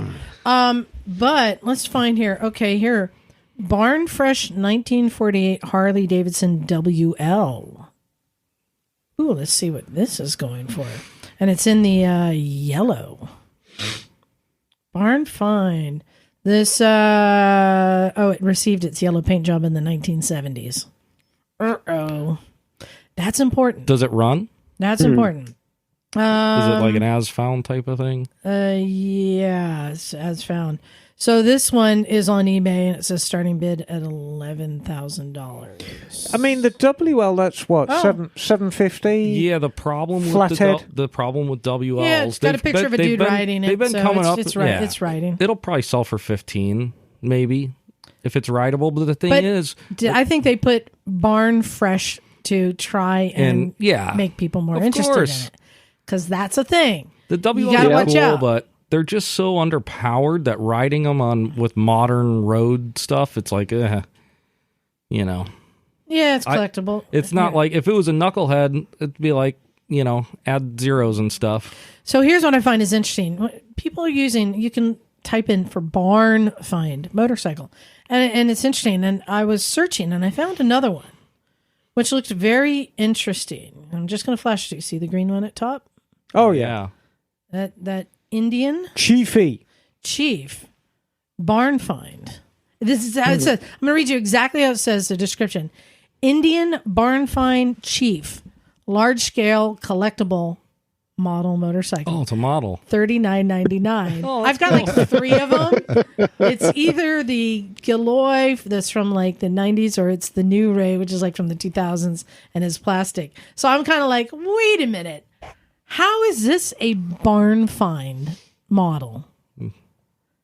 But they put barn find in there because that is now a catchphrase it's a good that keyword. Draws people in. But then you see some of these other like barn finds, and it's like, oh, and this is where, and I just want to like give people the heads up. The missing parts to me is the key. That if it's even worth it at all. Yep. Because even if you're just taking it on as a project to dismantle and try and like rebuild a bike and just have fun and learn on it, missing parts can be the thing that just stops it dead in its tracks. And or every part parts you bolt on that bike takes it further away from what it was. So, you want to try and avoid the incomplete ones if you can. You know, the easy big red flag, I think, is inside versus outside. If it's been sitting for, that's kind of obvious, right? If it's been outside, you're like, that's a hard pass. And in the mountains, tarps kill these bikes. Yeah. It traps the moisture. Yeah, right? Yep. Yeah. And slugs. That's, It cooks it. That's an issue. Bagel, what's this barn find that you found? Yeah, so there is a 1931 Harley Davidson DL that's in Everett, Washington. Yes, you should get it. They went $8,500 for it. It says, very rare, 1931 Harley Davidson DL, high compression engine. This is a generator model, 3-speed transmission, tank shifter, lots of very rare all original parts, vented buddy seat and windshield. This is a real barn find, this 92-year-old girl. I'm having Meekum flashbacks. It sounds like say that sounds Meekum. That sounds so Meekum-y. That is a whole other thing, though. If you watch the Meekum auctions and you see these barn find bikes that come through, and they're going for big dollars. Some of them are. Right. I got one for under $1,000. Kisses. Hang on just a second. This is up Scooter's Bagel's alley. Honda, a 1969 Honda CM91. Yeah. Right. Rare barn find survivor. It looks like it's run. Nice white. You probably can't see my phone from there, but it looks like it ran at some point. So, but under $950. There you go. Yeah, and the trying to remember, the CM91 is kind of a rare model, if I'm not mistaken. That's what the ad said. Yeah, because that was the pumped out version of the C50, I think. Okay, but here's a great debate to have. If it's rare, does it make it more valuable? Not necessarily. Exactly. Because what makes it valuable in the first place?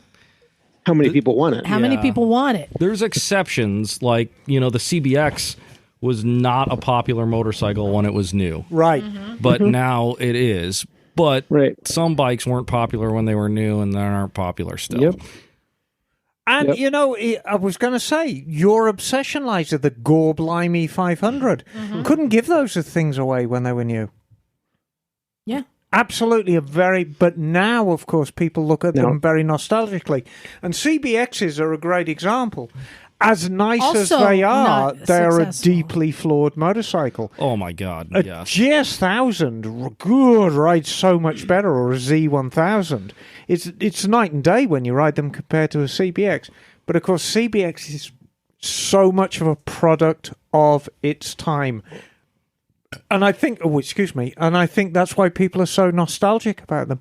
If you want to travel back to the late 70s, get a bit of Donna Summer going on your iPod and, jump on the CBX and you're there, aren't you? So here's a question / comment.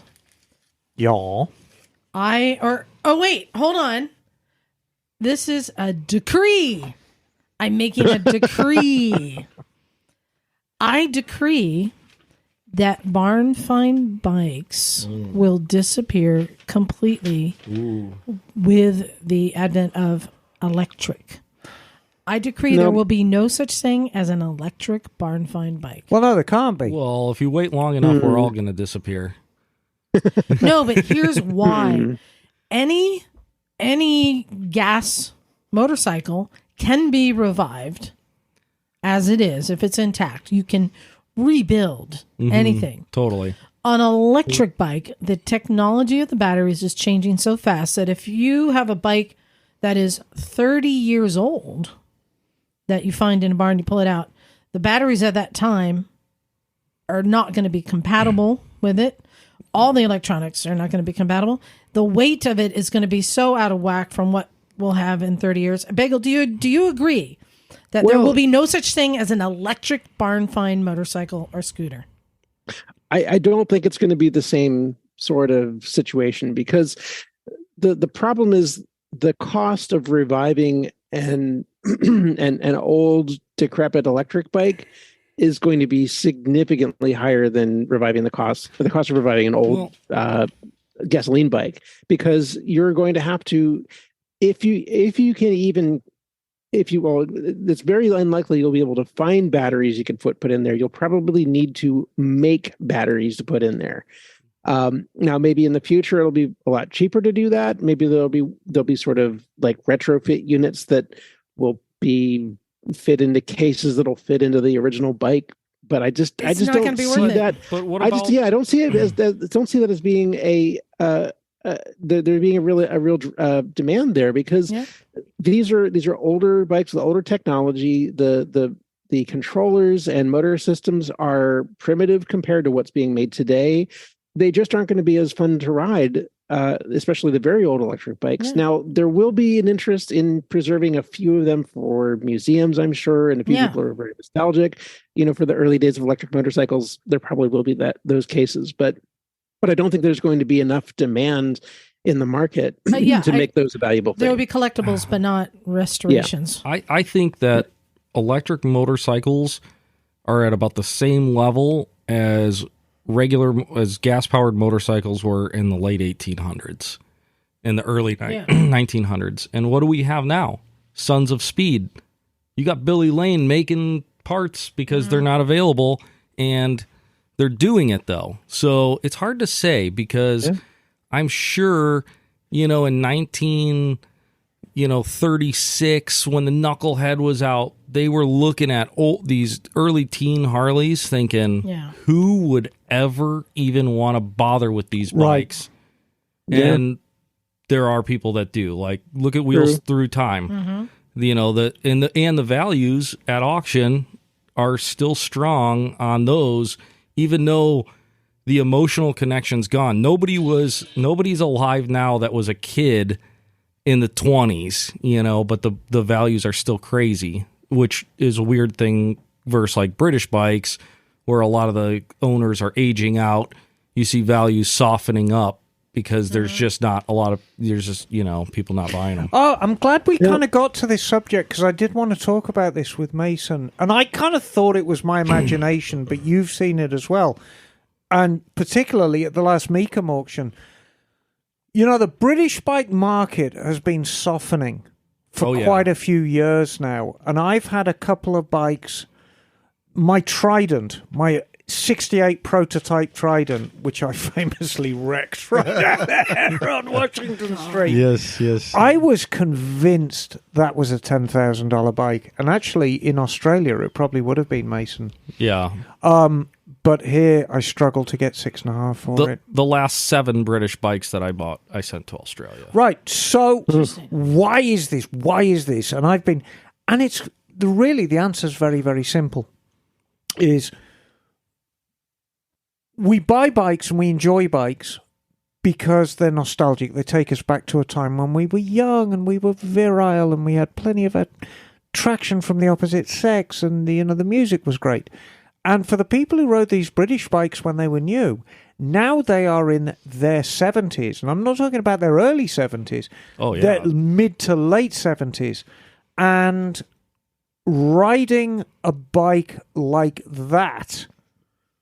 and living a lifestyle that would include a bike like that. I mean, me and Mason, the last customer we shared was an older gentleman who really led an incredibly active lifestyle for his age. A little too active. But paid the price for it. Not on the bike, but it affected everything. Yeah. And the people who enjoy these bikes are aging out. Oh, yeah. Also... Well, it's the same with the toy trains, that my dad's toy trains. Yeah. Also, there's a huge thing. And Cushmans. And I talk about this with restoration stuff because Wait, Bagel, did you say you collect cushions? No, Cushman scooters.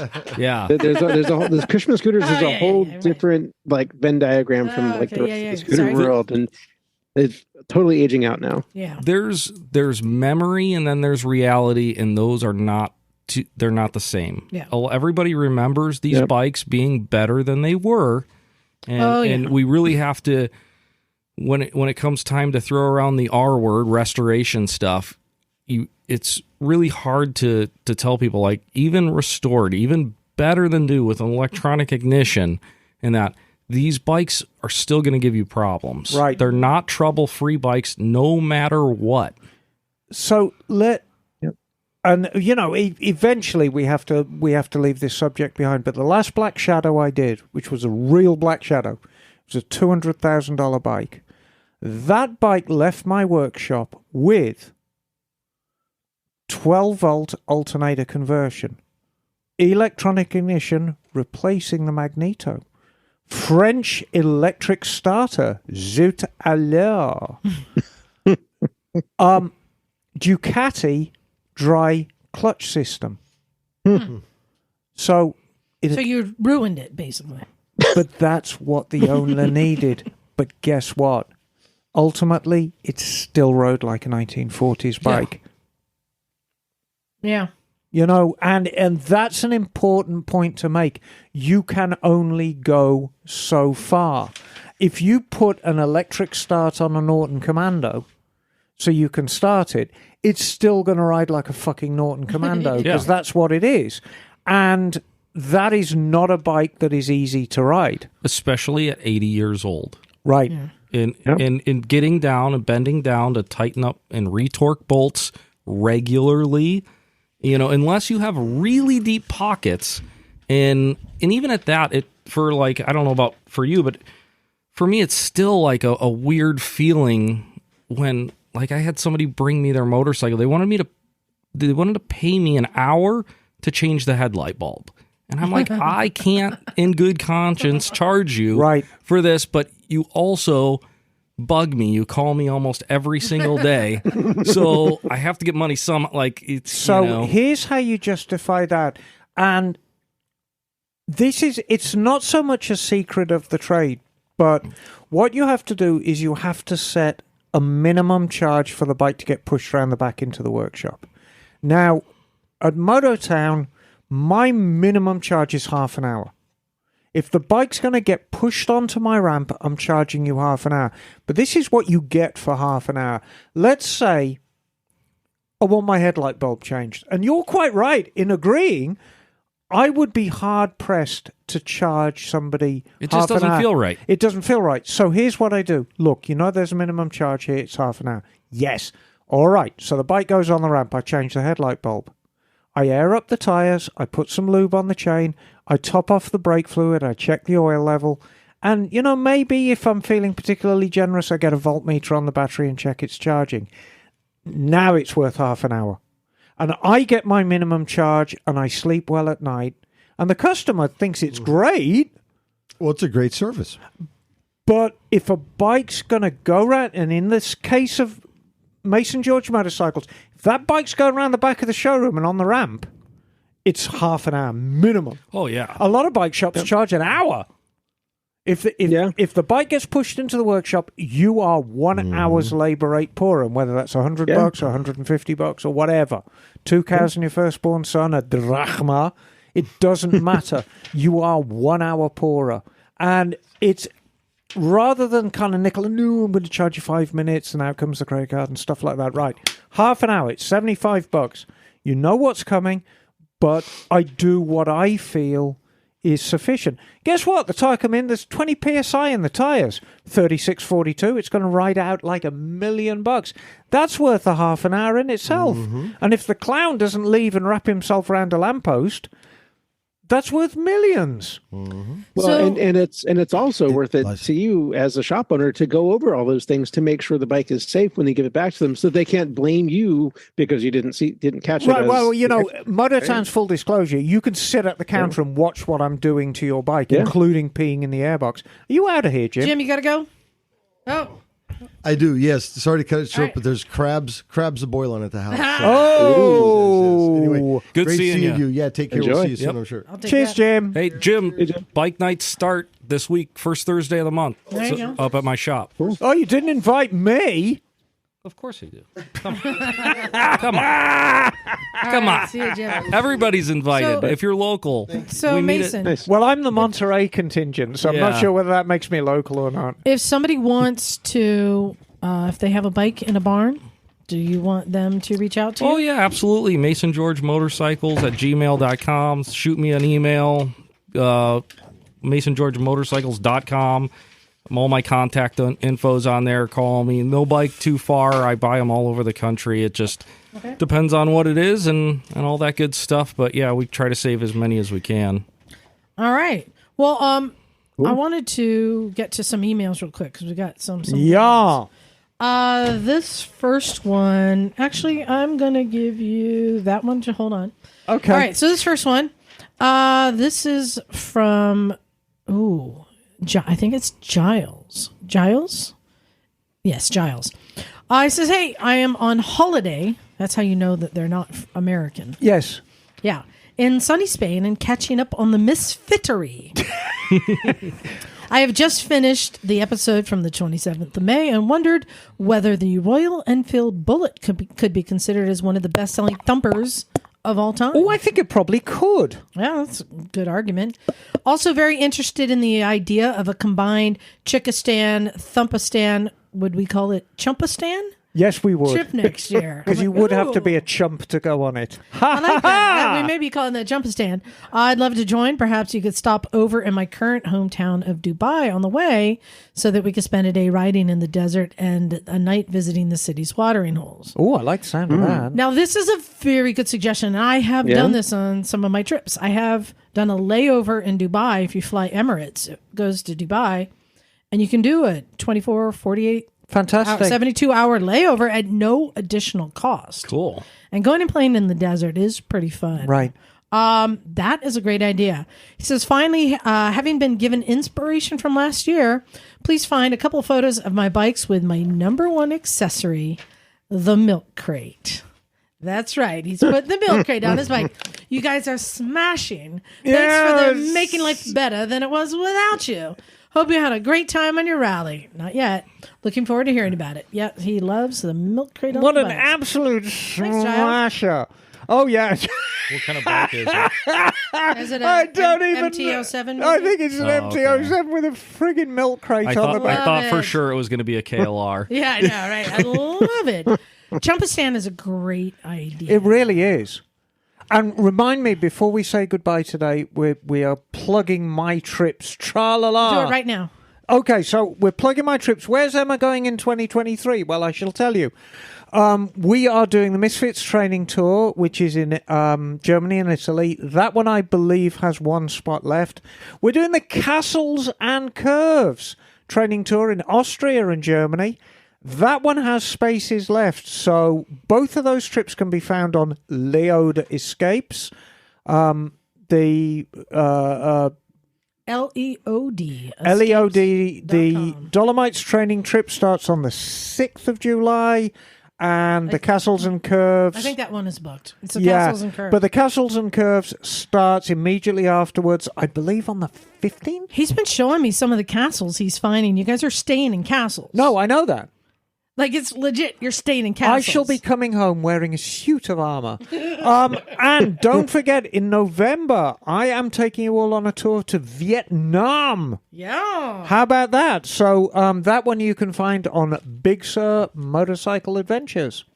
Okay. So anyway, that's my plugging for my 2023 trips. All right. So I have an email here that's clearly written by an escapee from a lunatic asylum, and it's titled "Emma is Wrong." Oh, and it's from Patrick from New Jersey. Patty. Yeah, Patty. So I have just realised that even the great Emma is not completely infallible. Ooh. In the time of 90s sport bikes, I submit that the ZX7R Ninja is a more gorgeous bike than the RF900. Iconic fox eye headlights and unmistakable side intake runners make it look great in every colour, even Mama I'm Scared yellow. A comfy bike with a great booty and was a legend in both of its day and today. You know, not to say that the RF is not a belter, but to say it's the best, well, that's babbling from the sickbed. Paddy from New Jersey. No, Paddy, I love you. You know I love you, and I know you've been listening to the show for a very long time. But this letter represents 3 paragraphs of complete verbal diarrhea, and I intend to wipe my bottom with it after the show. Shots fired. Bagel, do you have one there to read? I do. From Chris Kettermore. Is this one of your accents? From New Zealand. Struth, mate! Just finished listening to your podcast 515.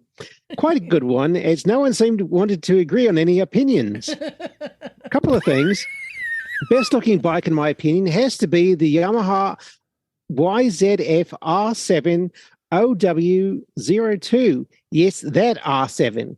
No. And what do you know? It's from the golden age of the 90s. Reference to Emma.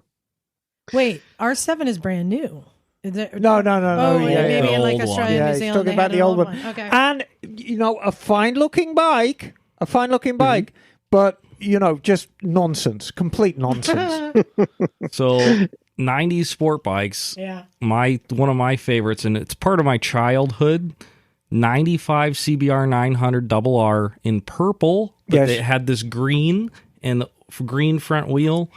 And it's only one of my favorites because there was a local guy, Kevin Marino from the Starboys, could ride a wheelie at 130 miles an hour on one of those things. And that was like when I was a kid watching them at the drag strip, and I've kind of wanted one ever since. And I've had a bunch of 900 RRs, but never the purple one. And mine is still the GPZs. Oh, yeah. I lost the GPZ in the fire. Yeah. GPZ. All right, you got more email there. Yes. Second of all, the riders, bikes, drivers discussion. Does leaning or not leaning constitute a rider? A Yamaha Niken is a rider despite having 2 wheels at the front as it leans. Mm-hmm. Do you call a Can-Am Spider owner a rider or driver? Oh, a rider or driver.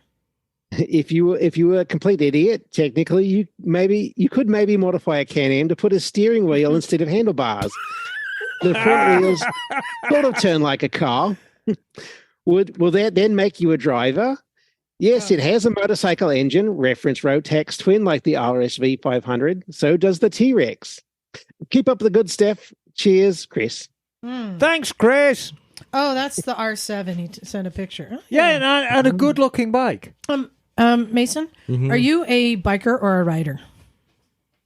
I don't even know. I really don't know how to. You don't lean one way or the other? Those the three-wheeled stuff, that's all fair weather snowmobiles to me. Can-Ams, all that stuff. It's not even and I think that I got ruined on those because when I worked in Hollywood, every rapper and professional athlete would buy those things because they weren't allowed to ride motorcycles under contract.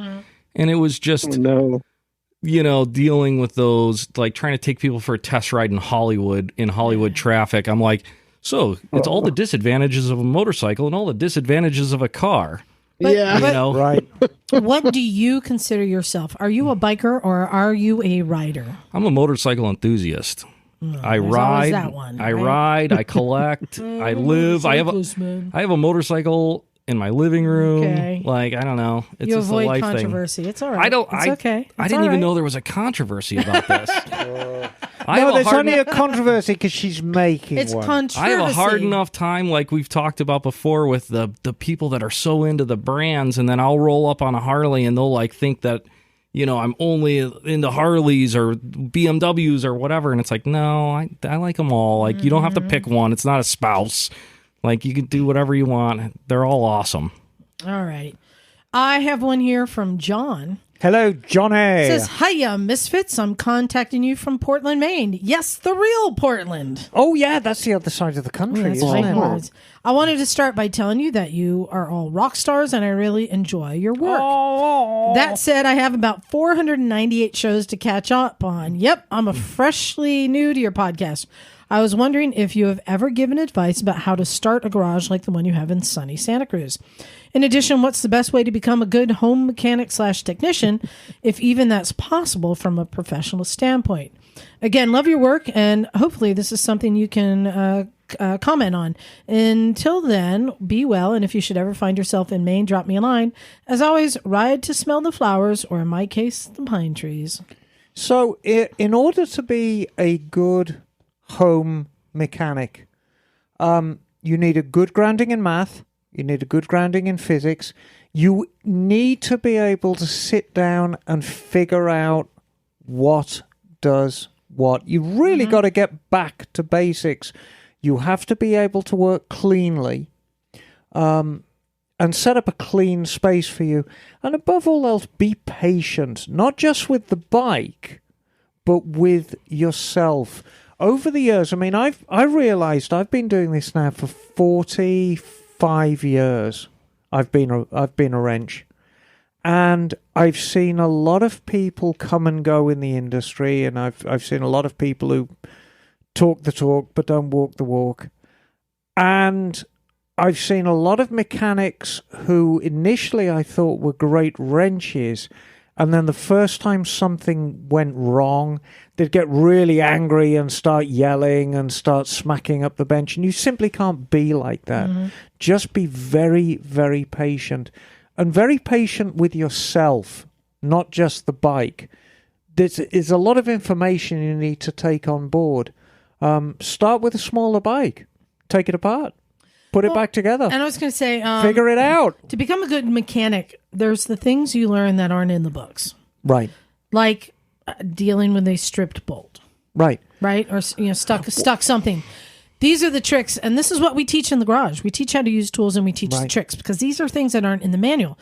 You take and I personally feel the best way to learn is to get an old Honda and just start taking it apart and see how these things work, especially if it's something with points and a carburetor.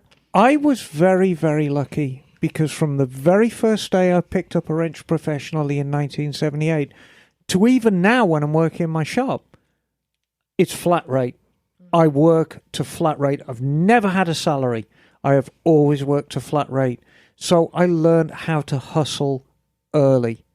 And if you're taking apart an engine and you strip a bolt and you're on flat rate, now you're losing money. He said home mechanic. I don't Right, even the same applies to a home mechanic. Flat rate only applies to newer bikes. There's no flat rate once a bike's 10 years old. No, but what I'm saying is that's why we have this garage. Because people get frustrated and they don't know that a slightly different screwdriver may be all the difference. Right. Or putting a pipe on the end of your wrench gives you that leverage. I think the point I'm trying to make is what it taught me is if something goes wrong, there is no point in running around like a headless chicken and going, oh, God, oh, God.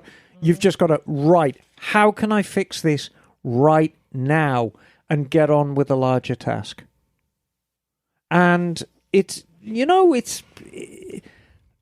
a great way to start. Get a smaller bike, get a workshop manual. You don't need to get a genuine one, because when you buy the genuine workshop manuals, it's talking in language that you need to be a mechanic to understand. Exactly. Get a climber, get a Haynes, get a workshop manual for the home mechanic, and get to work. Mm-hmm. And just figure out how things work. Stay clean, stay patient. Yeah, and sometimes it's like, how do I get a wrench in there at that angle? Right. And that's when you start asking around, or you go to, talk to maybe even a Harbor Freight or somewhere. YouTube University. And you learn about like, you can get you reduce it down to a quarter, and then you put a knuckle on it, and then you can, get this 45 degree and and like, that's how they get in there. And sometimes it's building a tool. So it goes back with, have I told people how to start the garage? I've told people the trick is open your doors, put out some chairs, and be willing to learn along with everybody else. But the thing is, I've opened up my garage, my tools. I'm generous to a fault, but I'm not worried about things being stolen. I don't worry about that. More things are given to me. Right. Than go missing or I broken. was going to say, theft, surprisingly, is never something we've dealt with. But what people want is they want to build a community like we have built, and that took me years. Oh, yeah. Years of me committing every Sunday of sitting out there if somebody showed up or not. And for many years, it was maybe one other person, then two, then three. Right. Then four, and it's slowly built. And then you get a day like today, and it's just hopping every Sunday out here. And it's fun, but it took me years of committing to being out there every Sunday. Isn't that just everything in life? Yeah, and I mean, that's largely true. So that's how you do it. I know. You make a commitment. A ton of people that they're like, oh, man, your YouTube channel, this and that. And I started one, but it just didn't take off. And I go, well, how many videos did you make? 3. Right. I'm like, well, there you go. You've got to put in the time. And so from my point of view, I go to work on Monday. I work every day through to Friday. Don't do Saturdays like you. But I do other things on Saturdays. I cook out at the shelter and, do my Saturday things. And I might have had a hell of a bad week where I'm just tired. I've had a couple of tricky bikes. But I come here every Sunday and I make a commitment to this place every Sunday because that's what it takes. Yeah. To build a successful community. And I know other people have done, like it was Tuesday night, build night, where you get one bike and everybody's working on that bike together. There's a lot of different ways you can do it. Yeah. And sometimes it's just opening it up, and in the case of here, making tools and resources available. Yeah, Bagel? And put out chairs. And put out chairs. That's the number one thing. Put out the chairs and they will stay. We have time for one more. Emma, you have one, and I'm going to beg that you make it a short answer, and this will be hard for you. Tell me why. Tell me why. We have Whitworth, SAE, and Metric Tools. Are there any others out there? Chris Comley sent from my iPhone. Oh, God, yeah, there's a ton. There's Cycle, there's this. There is AN. It's simply time. It's as if we look at a motorcycle from the 1930s, it's a very different animal to the 1960s. And that in itself is a very different animal to the ones that are made now. When we look at Whitworth, Cycle, SAE, Metric, the nuts and bolts, the very things that hold the bikes together, it's a linear development, just as the bikes are themselves. The bikes are different, the things that hold them together different, The tools we need to take them apart are different. That's a very, very quick answer to a very complex question. It's regional in many places. If you go back older, like restoring homes, right? Right. Like 200-year-old homes. There's real 2x4s.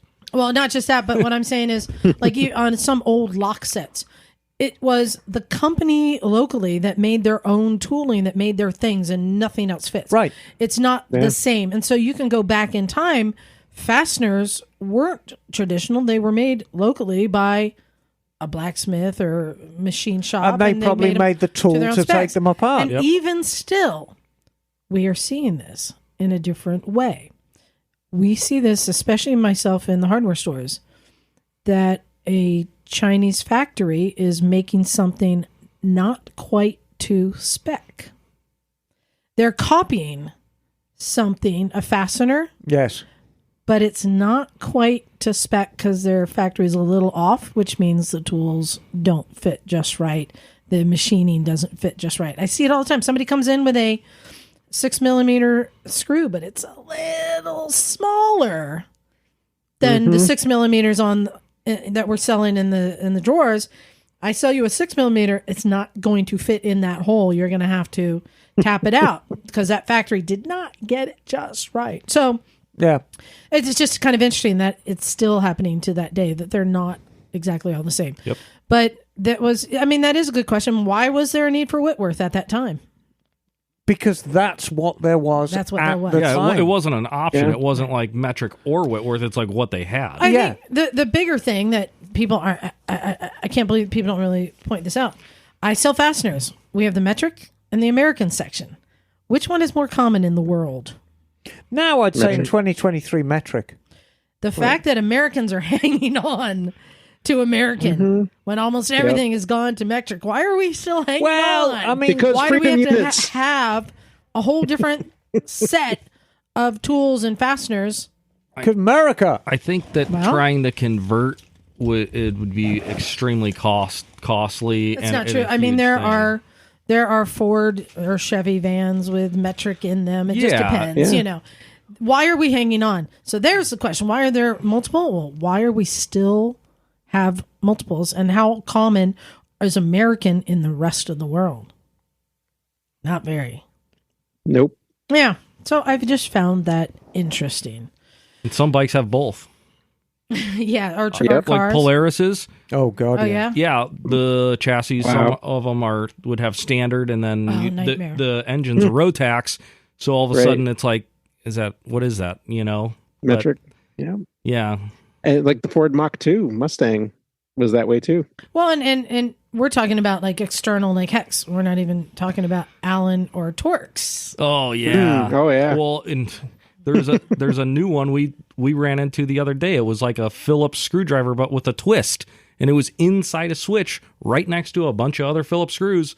We're like, what in that? And it was on a Triumph Tiger 800. No, I'll tell you exactly what that is. Screw? That's a tamper-proof screw. Oh yeah. Yeah, it's tamper-proof. It means you're not meant to get in there. Yeah. But guess what I did? I got in there. Yeah. Did you find what you were looking for? Absolutely. There you go. Nice. Well, Mason, I want to thank you for coming and joining us and sharing some of your stories. Thanks for having me. Yeah, I enjoy your YouTube channel. Make sure you go to Mason George Motorcycles on YouTube. Yeah. And you can see what he's up to out of his little mountain shop. It's amazing the things that you're finding and sending back out into the world. We're saving them one bike at a time, trying to at least. I think both you and Emma are those suckers who don't say no. Yeah. Well, no, You know, I mean, you say you'll take in any bike, and I'm glad you guys are here because these bikes need somebody to help save them. Yeah. And there's so many people who won't. I've seen Mason say no while I've been there, and I've said no plenty of times as well. There are plenty of bikes to say no to. Yeah, sometimes you have to just no. I said no to a scooter yesterday, as a matter of fact. Really? ET4 for sale for $800. Sounds like a great deal. Got up there, the throttle is completely rusted shut. The front brake lever could barely pull in. The motor, there's no electricity to anything, even though I put a jumper on it. Yeah. Okay, It was good for a you. basket case. Bagel, we both said no to scooters. Look at us yesterday. maturing. Well, I said not today. Growing up is hard. So, Mason, congratulations on your new kid who's Yeah. gonna, Thank you. who is 3 weeks out. Yeah. Coming soon. A few weeks, yeah. Speaking of Nice. soon, if anyone's local that listens, we do a bike night once a month, back to the community thing, because I really appreciate what you guys do down here. And part of me opening my shop was also a community thing. So we do first Thursday of the month, we do a bike night. What time? Between 5 and 6, we meet at the shop, and then we ride to a local restaurant, different ones for food and drinks. That sounds kind of cool. And we actually. get, the different restaurants will sponsor it. So Whale City in Davenport sponsors it sometimes, nice. the Brookdale Lodge. So they do a taco deal for us. And it's a good way to meet other people in the area. Okay, I that might ride. come. All right, yeah, twist your arm. It's a lot Wait, of fun. you didn't say that there was food involved. And our motto is tacos, come on. live to ride to eat. Right. Yeah. Nice. Awesome. Well, thank you very much. Time to wrap up. Yes. We're back in the saddle. Things are Okay. moving out here. We wrap this up in a very certain way, Mason. You're going to figure it out. You don't need instruction for this. But first, I start by thanking everybody. Especially our Patreon subscribers, who are easily the finest human beings You've been on the answering planet. your Ask Miss Emma's this week. I have a new one come in about a sickly Duras 400, which Yeah. I shall get to. But one of the perks of being a $10 a month Patreon subscriber is an Ask Miss Emma. And if you have been living in a cave for the last decade and you don't know what Ask Miss Emma is, you can send your motorcycle or relationships problems to me, and I'll straighten you out. Yeah. You have direct access to Emma to ask her your questions, and she does her best to answer them. You spend a lot of time and go into great detail. I have helping people saved out, a so lot of bikes through Ask Miss Emma. I appreciate and that. it's not a one-shot deal. You don't just ask me one question and go on your merry way. If you are having a persistent problem, we'll get through it. I will get you through it. There you go. Unfettered access to Miss Emma. It's a big deal. So thank you, Patreon subscribers. Thank you to all of our listeners. And once again, I'm going to ask, hey, if you don't mind, if you haven't yet, leave us a review at Apple Music or wherever you're listening, Stitcher, wherever. Leave a review. It helps other people find us. We want to get the word out. Yes. So thank you again, also, Mason, for coming down. Let's get out of here. Thank you, everybody. This is Liza. And this is Miss Emma Darling. Mason George. Bagel. And we are out of here. Cool.